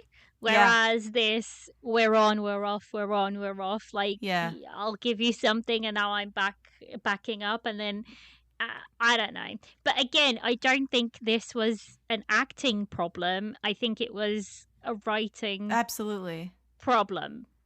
Because, you know, when then it comes to moments when they are together, and it's sweet. Like, for me, it's not that, again, all-consuming love story that I would expect of a xianxia, but it's sweet enough. Because to me, there wasn't that build of their relationship. And I think that's why it doesn't work for me as well. Because I like seeing the development of a relationship throughout the drama. I think it just adds to the experience of it. Whereas here, like Jess was saying, they're hot and they're cold and they're hot and they're cold. And, you know, it's very inconsistent. And then that means that, you know, they kind of lose that rhythm when they are together, for me anyways.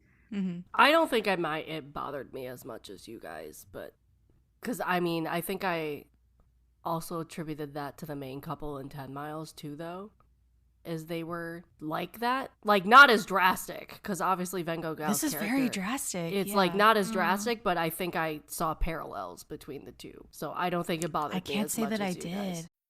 With Plan B emergency contraception, we're in control of our future. It's backup birth control you take after unprotected sex that helps prevent pregnancy before it starts. It works by temporarily delaying ovulation, and it won't impact your future fertility. Plan B is available in all 50 U.S. states at all major retailers near you with no ID, prescription, or age requirement needed. Together, we've got this. Follow Plan B on Insta at Plan B One Step to learn more. Use as directed. Ryan Reynolds here from Mint Mobile. I don't know if you knew this, but anyone can get the same premium wireless for $15 a month plan that I've been enjoying. It's not just for celebrities. So do like I did and have one of your assistants switch you to Mint Mobile today. I'm told it's super easy to do at mintmobile.com/switch. Upfront payment of $45 for 3-month plan, equivalent to $15 per month required. Intro rate first 3 months only, then full price plan options available. Taxes and fees extra. See full terms at mintmobile.com. I can't say that I did. But this scene is a good scene, right? Yeah. Like he's very cheeky. He lays his head on her lap and says like his hands are cold. She should warm them up. And so he gets her to hold hands with him, and they end up lying on that outdoor bed together. He's awake, she's asleep, and he says people always want some sort of protection from him, but this is the first time that someone wants to protect him. And I was like, okay, that's something, like a reason why he is falling in love with her, right? Is because she, you know, whatever, with what little she has, she protects him. She's not drawn to him because of his power or status. I think it just moves from there. Episode 31, she's sick from sleeping in that same barrier, which I guess gives her bad nightmares. There was like evil juju in there. And he takes care of her. She cuddles him in her sleep, which of course he lets her do. Someone is outside the door after she wakes up. It's the other, what is her? I can't remember her name. Jihang? Is it Jihang? Yes, Jihang. And she pushes him under the covers to hide, and he's all like, why should I hide from Jihang? Like, he doesn't understand like relationship dynamics, right? And propriety to a certain extent. And I guess it's because he's so old, like he doesn't give a shit anymore, right? But he flips her over onto her back, and he's on top of her, and he says like, you might have misunderstood me. Are you done? If you're done, be a good girl now and lie down. I'll go fetch your medicine. And I was like, girl, bye. The be a good girl now, I was like, if that's not in a fanfic, I don't know. Here is, I think, starts of the worst part of the show for me, and it's the dream. I mean, what did you guys think of this freaking dream that lasts for until like episode 49 or 50? Yeah. So from episode 34 to like 49, they're stuck in the dream of Aranya. Right. Again, I was okay with it in terms of like, at least they were a couple. Like, it took a bit because she didn't remember anything, but, like, at least they eventually were a couple again in this dream. Yeah, it did last too long, in my opinion, but at least they weren't, like, separated for 25 episodes. So, I was okay with it. I think it was too long. I did like the couple of scenes that we got where they were together, especially like towards the end, and they're just walking through the market, and there's that scene where they have this beautiful kiss on the bridge with like the flower petals and whatnot. So it hits a lot of the Xiancha beats in a sense, but it did not need to be that long. And also, a lot of the story is not necessary for the drama as a whole. Like, oh my gosh, it's unneeded and unwanted in the story. It's really not necessary because basically she needs to recuperate or whatever, you know, and she's doing that in this dream world as well. But it's just like, it's not necessary. And it's the fact that this other guy is also in love with her, and yet he's just a shade, or, you know, a shadow. Like, it's the same thing. It's not necessary. Why are we going round in circles? They needed a third life, that's why. They needed 3 lives for this drama. Yeah. That's pretty much it. I don't think the memory loss thing was killing me for a while. That she initially loses her memory when they get into the dream. She can't remember anything after being a fox in his palace. Right. And so I think they have their first kiss in episode 35. Yep. She kisses him, he kisses her back. They're like rolling around on this bed, and she thinks this is a dream so she can take advantage of him, which is kind of funny. But again, that's memory loss. He realizes that she's all banged up.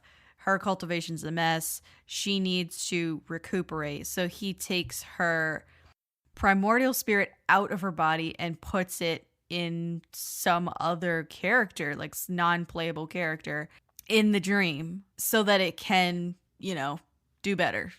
Yeah. But he thinks it's a child. Like, he thinks it's a baby. He thinks he put it. Like, yeah, he thinks he put it in a pregnant. Yeah, he thinks he put it in a fetus. Yeah.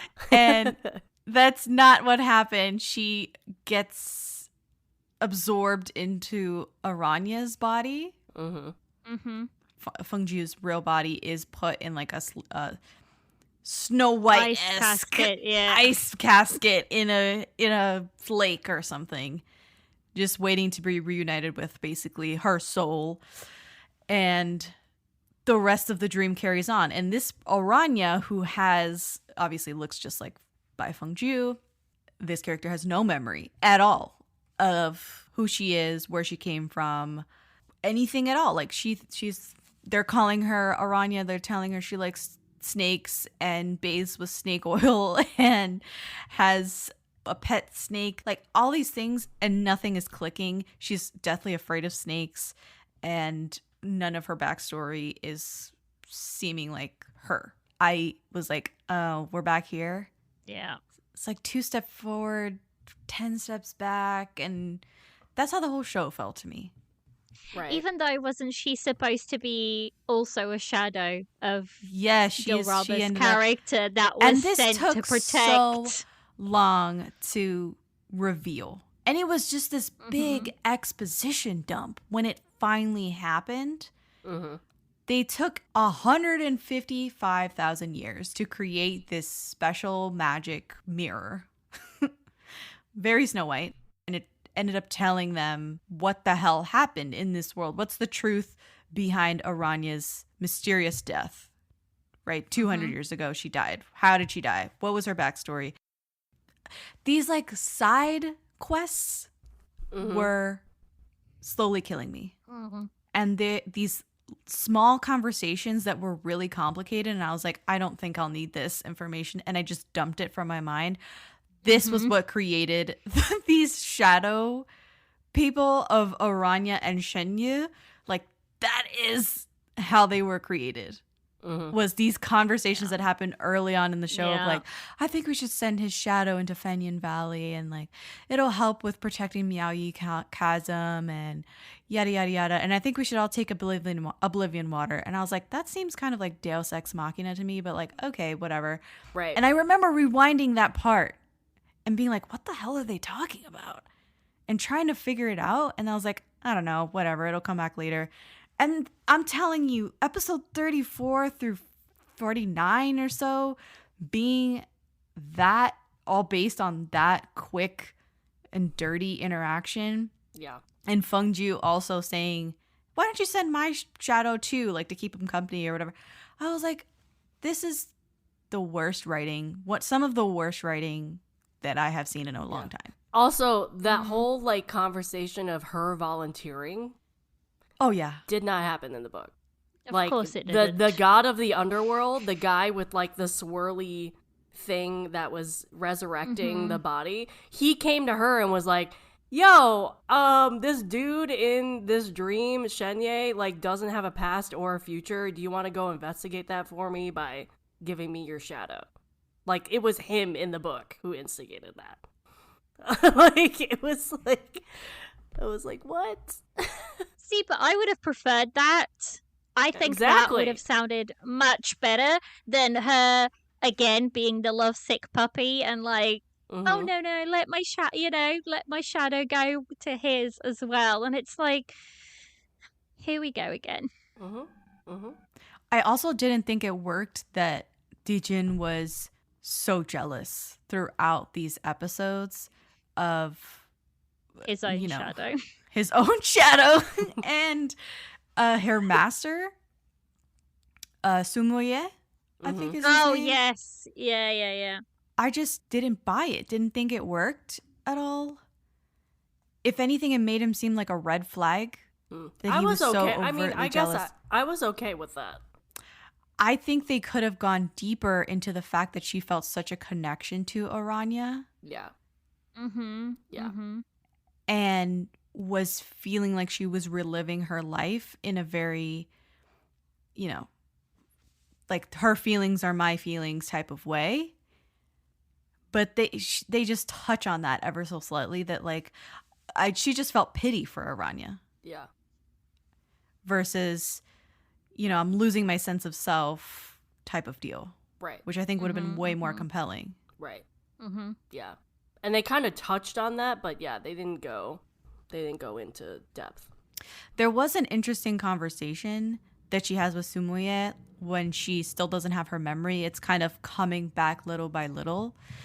And she says that she recalls a man with silver hair and dressed in purple, but his face is obscured. She knows that this is her beloved, but that they've gone through rough patches. He's not there for her when she needs him the most. And she's not angry with him. She's just tired. He's not a bad person. They're just not meant to be together. This guy, Sumoye, tells her, well, you'll meet a better man in the future. And he asks her what kind of man she wants to meet. Like, what's your type? If she's thought about it. And she says, to be honest, I'm not that delicate. I'm not the type who can't survive if nobody comes to rescue me, but I hope that I can meet someone who will show up and save me whenever I'm in danger instead of leaving me behind, and who will comfort me when I'm in pain. And Dijin obviously is overhearing this conversation. He's eavesdropping. And I thought this was like, this is a very meaty revelation that I thought they should have explored more, was the fact that she feels left out. Right. She feels left behind constantly, ignored, and he's never there for her when she needs him. Right. They don't really circle back on this necessarily. And I also don't think that it rings true that she's not that delicate. I'm like, no, I think she is pretty delicate at the end of the day. I think she is a damsel in distress. They wrote her that way. Right. And even if she is good at swordplay, she's not as good as the male characters in the show.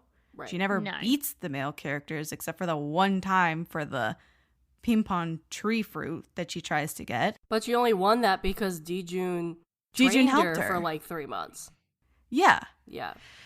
I think that it's sort of contradictory. Like they Right. give her this really great little speech here, and I'm expecting them to deliver on some of these promises and explore this further, and they never do. Yeah.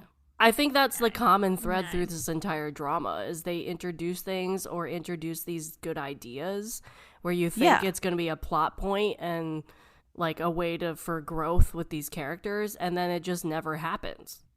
Mm-hmm. Yeah. She always needs him to save her. He's always got to like train her. And that was something that he kept saying, was like, I'm trying to make you stronger so that you don't need me all the time. And I'm like, well, she's always needs you. Like, you're literally constantly saving her, constantly mending her body, constantly making her unconscious so that she rests her body and she's healing and stuff like that, and taking her out of commission and leaving to go deal with whatever side quests. Right. And that's exactly what she's referencing here, is like, he's never there when I need him. And when he's there, like, he ignores me or I'm left behind. Right. But see, that's, I think, what makes me buy the romance even less. I just don't think as characters they are well matched together. Like, at this current point in time. I am never one to really care, especially in Xianxia, about like age gaps, but this is where it truly shows. Like, this is one of those shows where it truly shows just how different it is. She is written as the damsel in distress, and I was really hoping that that would change and that they would become not necessarily equals, because again, he's so much older and knowledgeable, and in terms of cultivation, there's no way she can match up to him right now. There just isn't, and there's no way around that. But I think there was a lot of conversations that needed to happen between them as characters for the relationship to develop. And I think, like, you guys know, we recorded, you know, Eternal, the first one. 10 Miles of Peach Blossoms, Eternal 10 Miles Love of Peach Blossoms. And you guys know that, like, my favorite part is when she gets back up there and she's, like, in her glory as her godly self. And I'm like, I love this because, exactly, she gets to have that, you know, power again, and she gets to develop, and that's my favorite part. And I think if you're going to give a speech like that to a character, you know, you need to make it match up to the character, and I just don't think Bai Fengju is that kind of character. She is very much written, you know, to be constantly saved by the male lead, or to make the male lead prop him look up. Good. Yeah, exactly. And I hate that is one of my biggest pet peeves, is when female, you know, characters are written that way to enhance the male lead's character. And I think, like I said, that's probably why I disliked this show so much, because it doesn't speak to the things that I personally like in xianxias or in dramas in general. And I think there's just no way around that. To me, it just doesn't work, because I don't like how she's used to make him look good. This is like a Bechdel test nightmare of a show. And what I liked about her character in 10 Miles was that you had at least some reprieve from her constantly freaking rearranging her entire life for Donghua Dijun. She at least was with her aunt, having conversations with her aunt about other things, about Qingqiu, about her role that she was going to assume eventually, be the queen of Qingqiu, of the Fox clan, gathering more responsibility and just growing up and having these like better, it was a better female relationship. She has no female relationships really, except for the one bestie, and they're constantly talking about guys. Yeah. But even even in this drama though, that didn't even, like, the idea of her rearranging her entire life to be with Dijun and like being obsessed with him, that didn't even stick the landing by the end of this drama, which we can talk about later. Like that was my problem, is like, you have been obsessed with this dude for thousands of years, and then we get an ending like this in the last 3 episodes. Like, this is so out of character for you. She just ups and leaves. Yes. Like, it just made that whole turn, I was like, that made no sense for what you have built with her character through both of these dramas. Like, she would never have done that. It was so not in her character to do so. But going back, like, I think the other thing that, referencing what Liliana just said about, like, in 10 Miles of Peach Blossoms, we kind of saw that conversation, the conversation we wanted to happen in this drama between, like, Fengzhu, like, telling Vengo Gao's character, like, hey, I am stronger now, I need to do better now, I need to start ruling, whatever. That did happen between Bai Chen and Ye Hua in internal, like, in 10 Miles, where she was like, I don't need you to help me. Like, I'm my own person. And they had a really good, I know we went into extensive conversation about this in 10 Miles review. So, like, that was a good thing. And I think that's what needed to happen in this drama, is like, they needed to sit down and have that conversation both ways, I think. I think Dilraba's character needed to be like, dude, you're not there for me. Like, this is what I need from you. Like, we have a child and whatever. And then he needed to have some conversations with her, which never happened. I mean, I think that was my big problem in this, is like, they never really had any, like, in-depth conversations about their relationship. Never really, other than the superficial, like, we're building a home together, whatever, which was cute and really nice, but, like, they never communicated on a deeper level. This is literally that couple that when they get married, you're like, I give them 2 years tops. Yeah. It's like, I don't believe them as a couple. I kind of viewed this, like, I did like them as a couple. I still like them as a couple. They're still my favorite couple. But, like, I kind of viewed this drama as a fan service.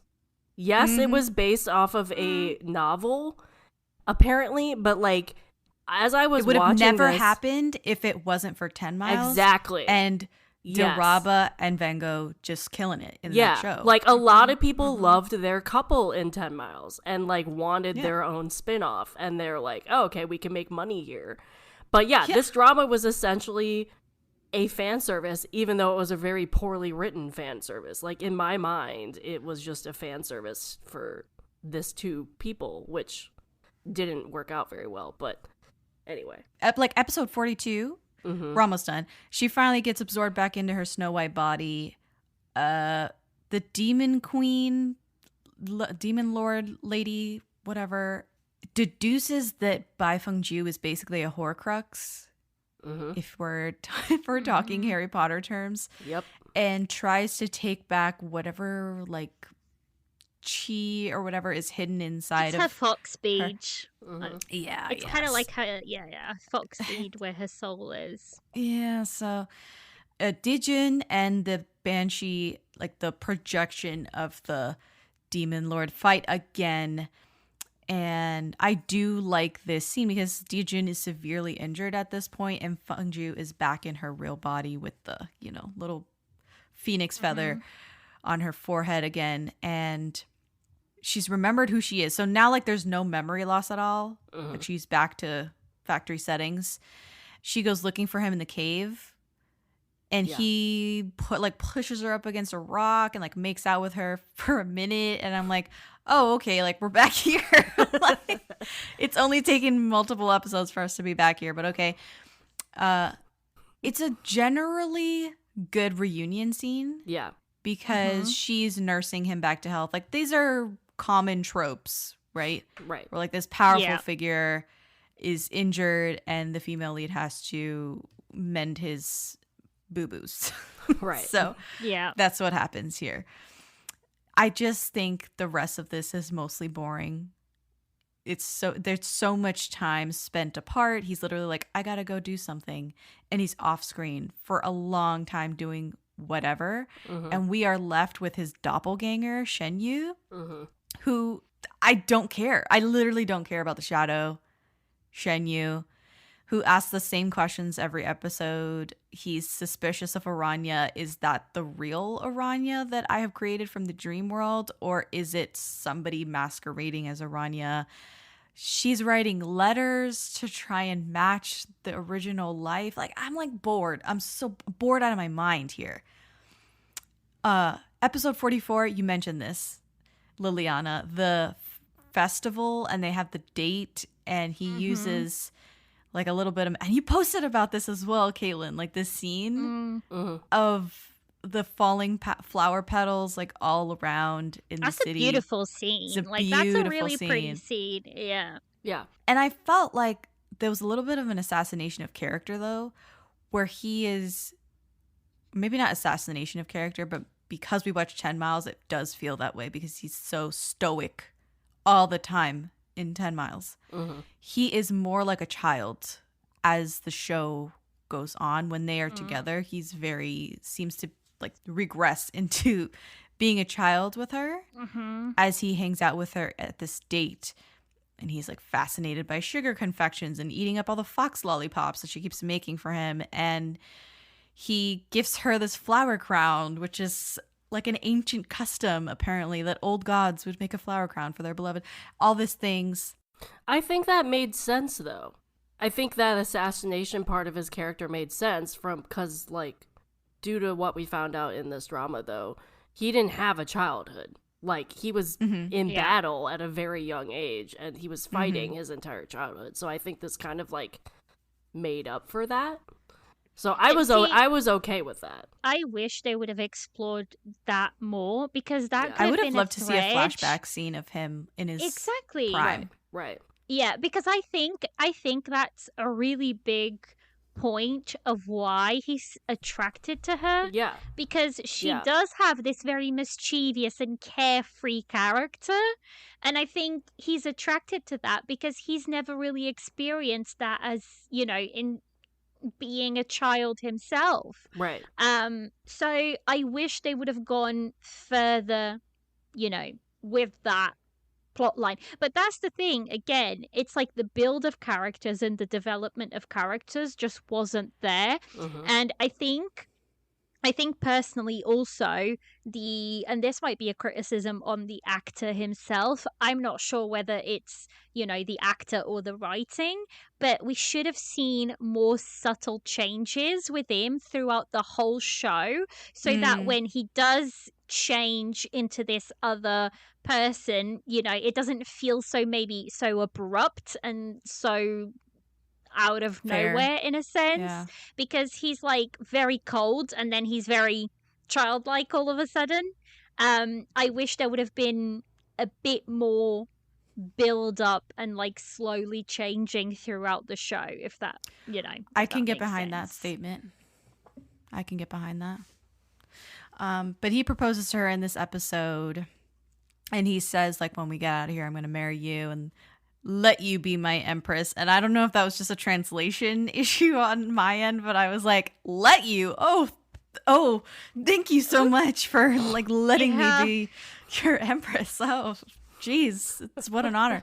So big kiss, and she's dazed and asks him if she's dreaming and if he'll forget when they leave this dream of Aranya, like everything that happened and their whole relationship and that he proposed to her and all this stuff.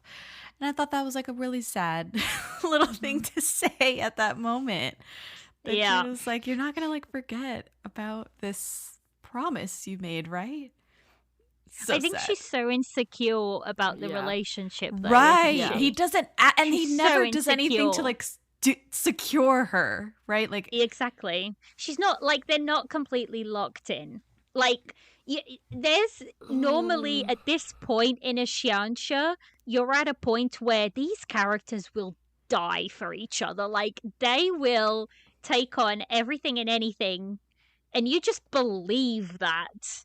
Whereas these two, like, they don't feel locked in quite He's so yet wishy-washy at this point. and leaving her all the time that she's just like, this isn't a dream, right? Like, I'm not just dreaming this up I'm right not now. dreaming. That's sad. I think that's a little sad.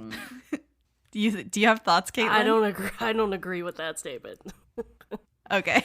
I don't agree with the fact that, like, they weren't locked in at that moment. I agree that he was wishy-washy, but, like, I do not see what he could have done more at that point to tell her and show her that. Right, he kept telling her, not showing her, is what I'm saying. Yeah, but, like, I don't know. I don't, and this was the problem I had at the end of the thing, is, like, they went through, like, at this point, it was 3 lifetimes, and she still was the chosen one after 3 lifetimes, even when they were doing this proposal thing in the dream. But he didn't remember the mortal realm. Right, but she did. I don't know what else he could have done to prove to her that she was going to be his one person.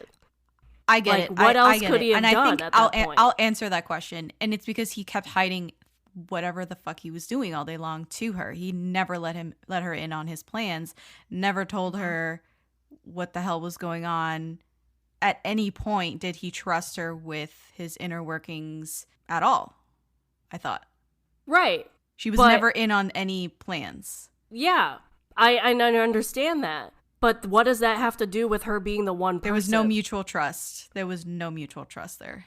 In fact, she kept going with Aranya's life under the charade of, like, I'm going to continue going through the motions based on his shadow Shenyu's advice of, like, this is the only way you're going to get out of this dream is if you, like, continue going about her life and making the same decisions that Aranya did. And he already knows that's not how you're going to get out of the dream. And why wouldn't he take her to go see this magical mirror that he created that could tell this whole story? But also, why didn't she tell him that she remembered everything? Like, I think it's a because remember, like, when they were viewing the mirror, at the same time she was telling Shenye what happened to Aranya. Like, that was happening at the same time. So she remembered Aranya's entire life story and was telling Shenye, this is what happened to me on the battleground and how I ended up there, because he wasn't there at the time and didn't know. And while they were viewing the mirror. So, like, I feel like it's a two-way street. I don't think it was anything on him. She also wasn't doing that same thing. So you're saying she wasn't being truthful because when she merged with the primordial spirit of Aranya that was in the lamp, which happened when he was away. Like, he was already away. He left her alone. So you're saying, because she didn't seek him out wherever he was on his side quest, that it's her fault that she didn't tell the truth at the time? No, I'm not saying it's her fault either. I'm saying both of them didn't. She didn't actively keep anything from him. That wasn't an active, like, I'm going to lie to him and not tell him that I suddenly know everything about Aranya's life. Right. He definitely did not say what was happening and keep her up to date on everything that he was doing. And his theories about how to get out of the dream and what was wrong with the dream world, all these things. Like, there was none of it was an open flow of communication, and he knew a lot more than she did. I think it's just a lack of communication between the characters, and it means that they're not true partners in the sense of the word, that they're working. It feels to me a lot of the time they're not working together. Yeah, they're working on the same thing but apart, instead of, like, putting their heads together and working together. So I can see where Caitlin's coming from, where she should have communicated as well, but it's like he didn't communicate. It's just a lack of communication on both sides at that point. And I think she never is like, I'm gonna leave you and go do my thing. He's always like, I'm gonna leave you and do my thing. Later on, she did that though. Like, it wasn't. I mean, during the noble idiocy of the last few episodes. Yeah, that was like, just that ridiculous. That was But just I think ridiculous. also at that point though, he thought she didn't remember. So I think the whole point of him not telling her was he was trying to make her heal of like her primordial spirit or whatever. When he left her, she didn't remember. Right. So he didn't know she remembered. It was during his absence, which he initiated. Yeah. That this lamp that his shade Shen Yu had broke, and all of those little pieces fluttered into her brain, Right. and she remembered Aranya's life. Yeah. Or realized Aranya's life. So again, I don't blame her for suddenly knowing when he initiated their separation. Like, you know what I'm saying? Like, Well, because he's not around for her to be able to tell him. yes. I think that's where Jess is coming from. It's the fact that he left her, she found out, and he's not around for her to be able to tell him what's happening. She's there with the shade, Shen Yu, and he's been nagging her. Who are you? Are you real? Yada yada, having tantrums and like emotional fits. And she finally tells him the truth because he's been wanting it all of this time. I mean, that's what we mean by like they don't have a solid foundation for trust. And that's why she's like, is this a dream? Will you keep your promise? I think he could have gone, that's fine. But he should have just told her, oh, I'm off to do this thing or whatever. You know, I don't know how long it's going to take me. But, like, it doesn't need to be much, but just bring her into your plan a little bit. There's also, and I have to say, that she has no interest either in, like, joining up. Like, he would be like, okay, I'm going back to whatever palace. So-and-so needs my help to finish building this magical instrument mirror thing. And she wasn't like, oh, I'll come with you. Yeah. Like, she wasn't like, oh, let's go together. Like, why don't we just do this? She's like, okay. Right. See you later. Okay. Like, so I can't, it's weird that, like, she wants to be with him all the time, but doesn't initiate. And he wants to be with her all the time, especially when he's really hot for her, but, like, doesn't care to really share in these plans. Either one of them. It's weird. So anyway, we're back to episode 46. They have, like, a bath together. Do you remember how, like, sexy this was? And then I really like that scene, actually. they have sex at the end of this episode. Yes. There you go. They do. But They that's do because indeed. I forget, like, he got jealous and upset and just walks off and was sulking off in a jealous daze, walking in the rain and shit. Like, it was a whole music video, basically.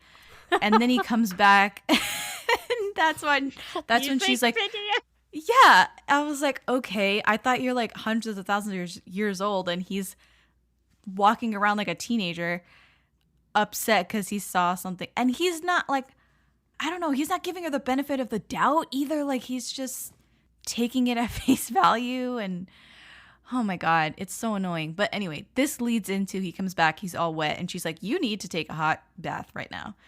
And it leads into, she knows he's jealous and whatever. He's like passively jealous, not aggressively jealous. Even she says, like, you should get over this by now. I think she tells him that. Yeah. But anyway, it leads into, like, they're kissing in the bed, and then they have sex. We're in the final, like, 10 episodes of the show. Episode 49, exposition dump. After exposition dump. Shen Yu, the doppelganger, created the dream because he had the immortal power from Dijun. I mean, whatever. So that's when you find out that they're both shadows. It's not really that surprising, but also, like, really annoying. Yeah. And the folks who had come up with the plan took oblivion water, so they would never have figured it out either. It was so annoying. So anyway, Shen Yu, I thought it was funny. This is sad, but, or not sad, but it's a little bit of an off-kilter thing to say, but the doppelganger, they tell him he's a shadow of Dijin, and he has like this psychotic break and just walks into the water and commits suicide. I started laughing. Yeah. Did you guys start laughing? Yeah. Like Yeah. this? Yeah. I was like, what else? What else? Like, they comically fast, they get out of the dream. Dijin's like, the dream is collapsing. We gotta go. And they just walk out. It's so easy to get out of the dream now. This is a Bose moment. You've been there. Small talk's going nowhere, but then the Bose speaker kicks in. Music you can feel fills the room, and no more chat with Danny from accounts.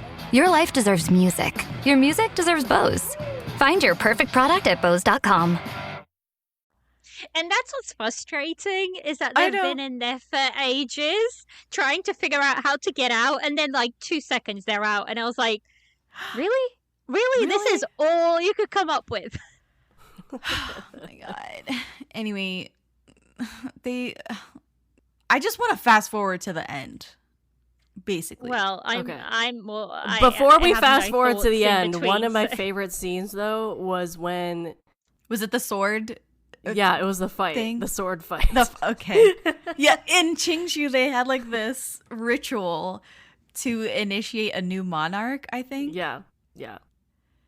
And she had to create a sword and create a sword box. Again, I feel like I'm getting juked here with time wasted. I mean, we still have 6 episodes to fill, Jess. Exactly. They've got to come out of somewhere. But this was last night, right? Like, I'm talking about this is my like 1 a.m. and she's like carving a box of wood to hold a sword. And I'm like, is this necessary? Like, I feel it was I'm being punked. No, it was them being together before she pulled the bullshit she did in the last 3 episodes. It was to give them happy time for 2 episodes. Do you know? Oh, it's like the final date? Yes, exactly. Before I'm going to break up with you? Yes, Okay. exactly. It was the final date. So. Do you know, going towards the ending, do you know what I'm more mad about? I'm mad about a lot of things, but one of the things that I'm most mad about is the fact that she has this freaking beautiful blue gown, all embroidered. It is stunning. The wedding She dress. never gets to wear it. She never gets to wear it. And I'm like, are you kidding me? The best costume of the whole drama, and you never put that on Dilraba. Are you kidding me? Well, she wears it. It's just not for the. She's just sitting down just sitting in in it. Yeah. She's never for the actual ceremony. I want to see it in all of its glory, and it's like the best costume, guys. Come on. Yeah. Yeah. Anyway, so my favorite scene of this 2-3 episodes of their last date is the whole fight scene, and then like with the demon in the ceremony. And then he walks up. The way that he walked up with the sword, I was like, what is this weird, like, nonchalant swagger? The fact that he was like, the third prince was like, well, you can be challenged by her prince consort. And everyone's like, she's married? Who's her prince consort? And the like camera like swings over to where Dijin is sitting. Yeah. He's gone. He's already gone. And they pan back and he's walking up. Yeah. Already with sword in hand, and I was like, oh, that's actually really funny. Like the comedic timing of that set of shots, I was like, oh, that's really funny. Yeah, that was good. Yeah. He's just like so and he proud. beats him really fast. Oh yeah. Yeah. He's Yeah. so happy. Makes He him was so like, happy. oh, what a great wingman, that third prince. Yeah, totally. Yeah. Yeah, because he spilled the beans right there. He was like, oh, well, her husband can challenge you, so hang tight. And everyone's like, husband? She was married? Right. Yeah. Yeah, it was good. That was a good scene. It was a good scene. But then he doesn't show up for the wedding. Yeah. The second female lead kicks up a little fuss at the end of the show. The audacity of that woman being like, don't marry her. I'm like, woman, like what is he gonna do at this point? Like, and she had the opportunity to marry Dijin. Exactly. And And she didn't want to. She didn't want to. Yeah. I think, and then all because of she was in the mortal realm and caught feelings for him in the mortal realm, she ends up being this poorly written second female lead problem in the third quarter of this drama. Like, because they sidelined her so lot much, and then they bring her back for what? It was like, no. Like, she was not believable when she was like, you have to divorce her for me. I'm like, why? Like, he's not going to do that. Like, there's no reason for him to do that. Like, what are you threatening him with? Like, she wouldn't even threatening him as like with anything. Like, it wasn't like, I have a button that can kill her right away or something. I don't know. It was just weird. It was very weird. I would have preferred that she aligned herself with the big bad again. Yeah. And then... No, never happens. No. It's just a random thing. Anyway, so, but he takes her curse, her blood illness or whatever, upon himself to get rid of it for her. And I thought, why? Well, they explained that. They said it was the fastest way to do it so he could, like, get it over with and go back to her. Oh, no. I understand the explanation. I'm saying why in the plot would you have him do that? Like, you're just hastening his death. Right. Yeah. And the thing is, there's not even, like, a huge connection between these two characters for him to be willing to do that for her. Why is he willing to do that for her? Yeah. Why would he die for her? Yeah. Is how I saw it.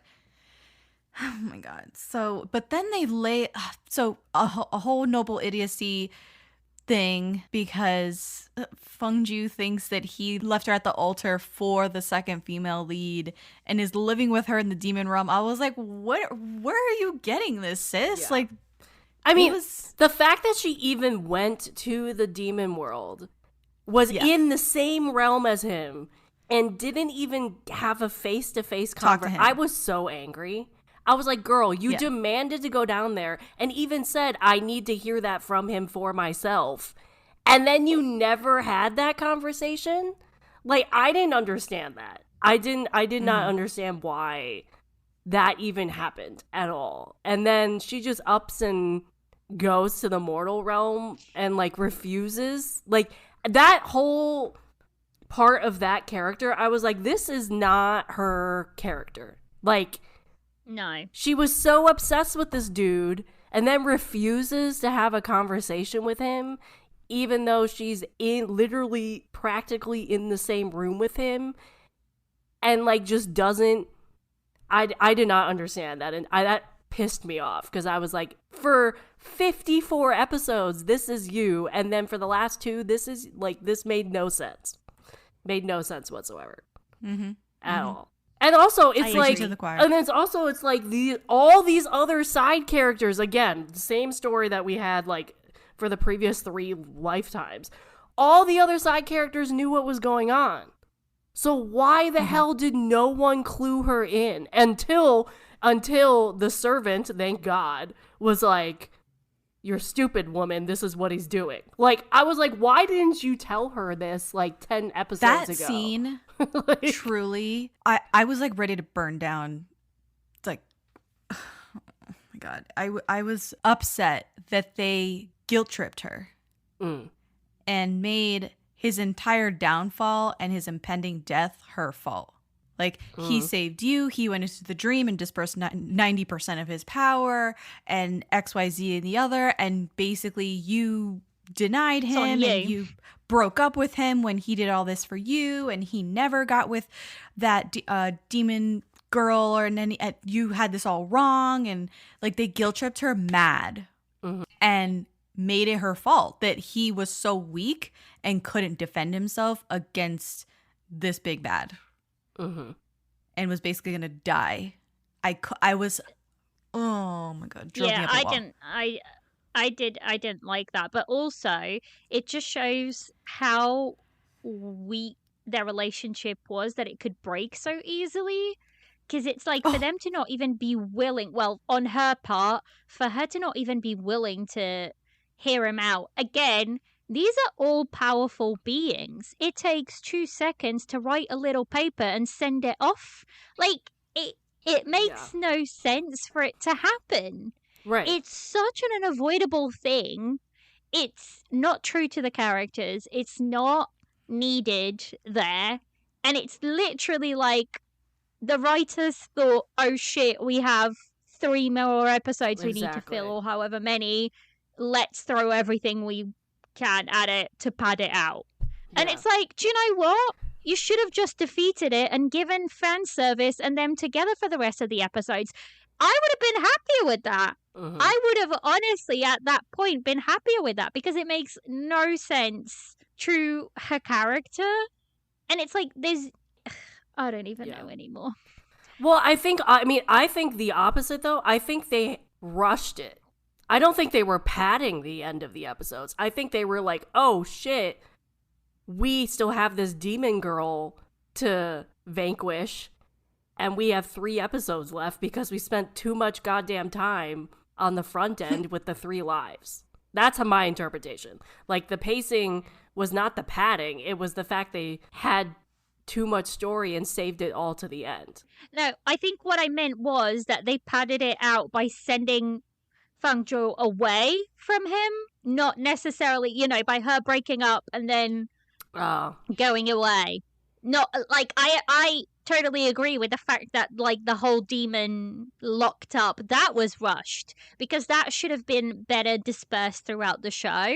And then coming together at the end, that was rushed, because and also to me, just to speak, since we're already on the topic, I don't think she was a big scary person, evil no at all. No. She was just fodder for the the cast, just for him to have somebody to fight against, because she's not compelling. You don't know any of her story. You don't know anything behind that cat. She's literally just there for him to go and fight, and for him to have a reason, to fight. And I wish they would have spent more time on, her giving us some character background to make us believe she's this all big, powerful, I would have preferred if she was the character. second female lead. Yeah. And there was a giant backstory. That would have worked better. Yeah. And I also, she just was not formidable at any point in the show. No. Was I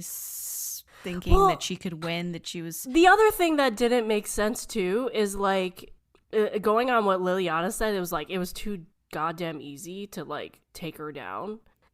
Oh, yeah. He was, the other thing that, really was, okay. The fact that, Fenju was yeah, my blood can, exercise anybody. Yeah, and I'm just need a bit of my blood. Shouldn't Diju know this? Define Deus Ex Machina. I know. Define Deus Ex Machina. I was just really? Yeah. Yeah. I despair. I truly despair. I honestly do. It was horrendous. It was so lazy. It was lazy. It was thrown together. Yeah. This back end of the show, to me, is the worst part of the show.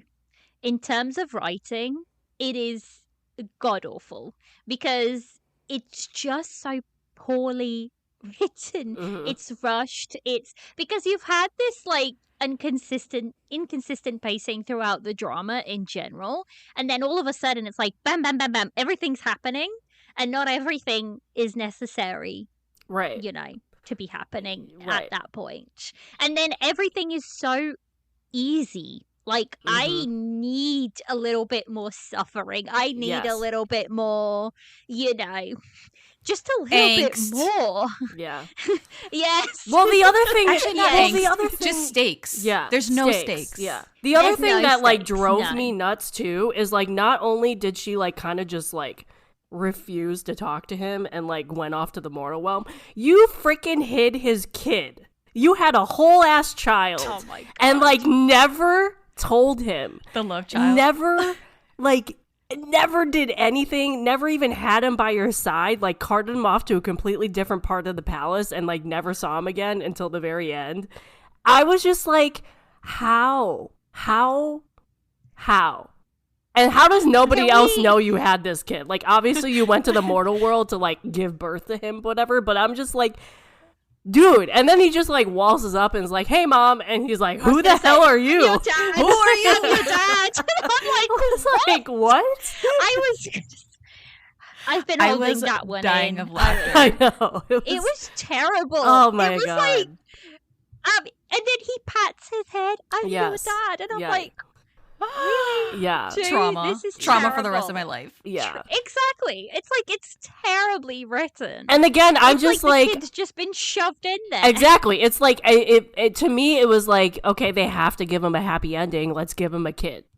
That's how I interpreted that ending, was like, they need a happy ending. Here they are, one big happy family. And I'm like, dude, you gave birth to him like 3,000 years ago, and he didn't know he was a dad until 2 seconds ago. Like, I was just like, what?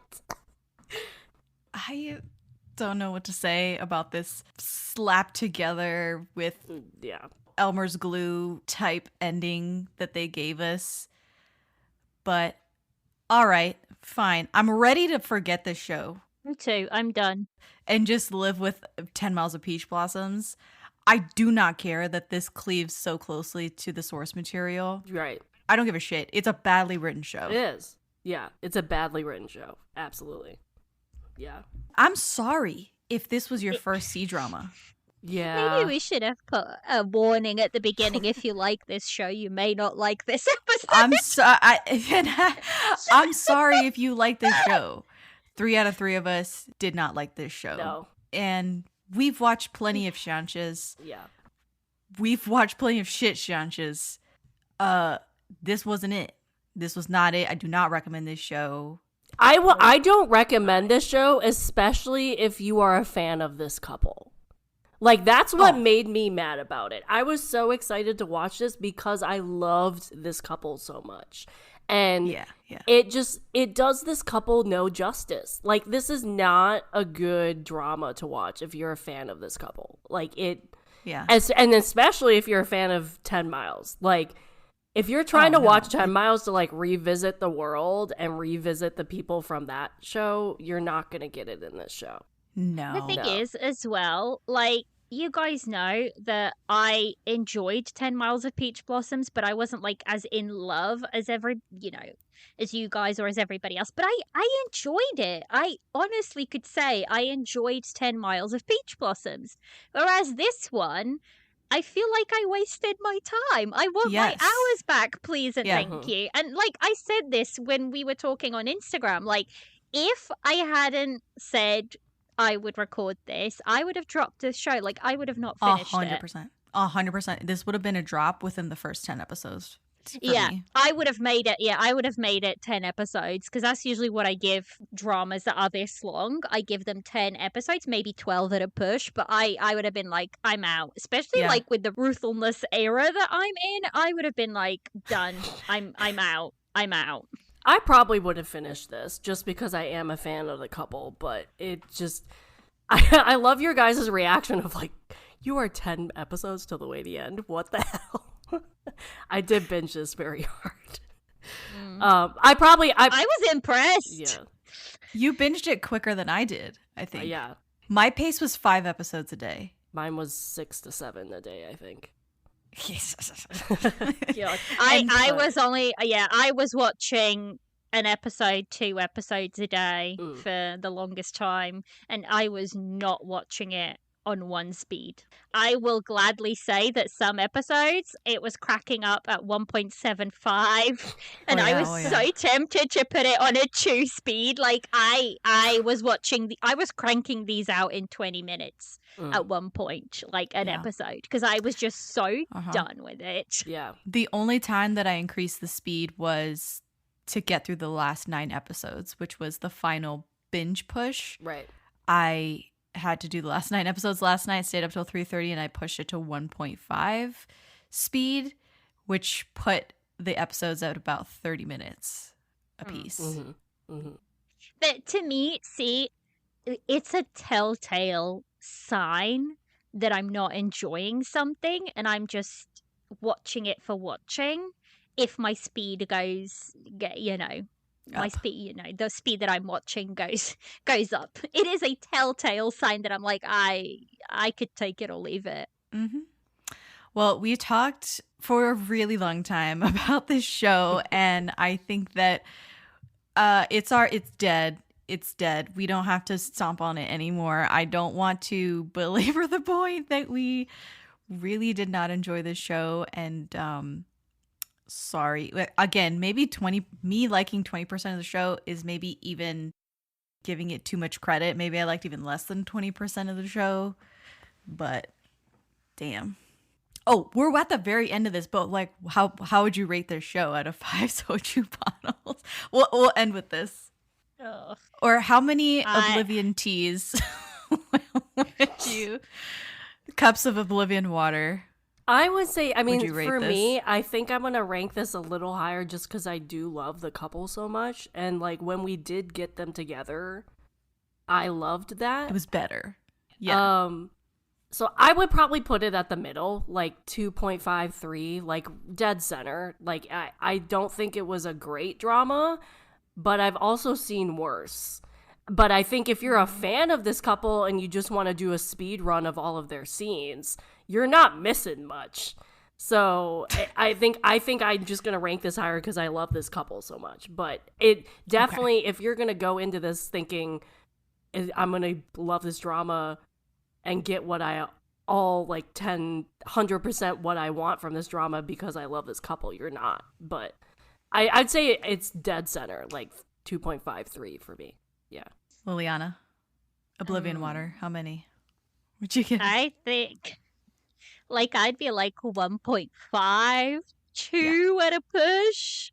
And that is for like the scenes that I did enjoy, which were few and far between.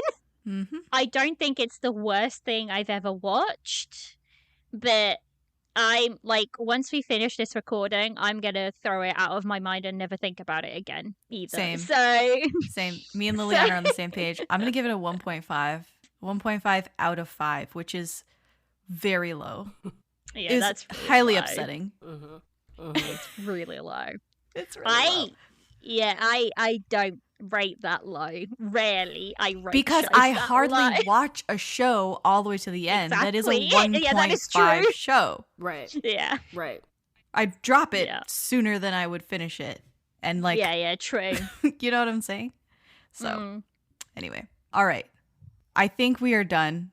For just in case people don't follow you guys on the socials or haven't listened to Drama Trio on the Tea and Soju podcast, where can we find you guys online? So for me, it's Tea and Soju Pod, all one word, and that is both on Instagram and TikTok, and it's Tea and Soju Podcast, on Spotify and Apple and all of those listening platforms. For me, mine is No Sleep, the number 4 dramas. You have a podcast, I have a blog. That's basically all of my social handles on Instagram and TikTok mostly. All right. Drama Trio is out. That's been our show. I'm Jessica, and this has been the Daebak K-Rambles Podcast.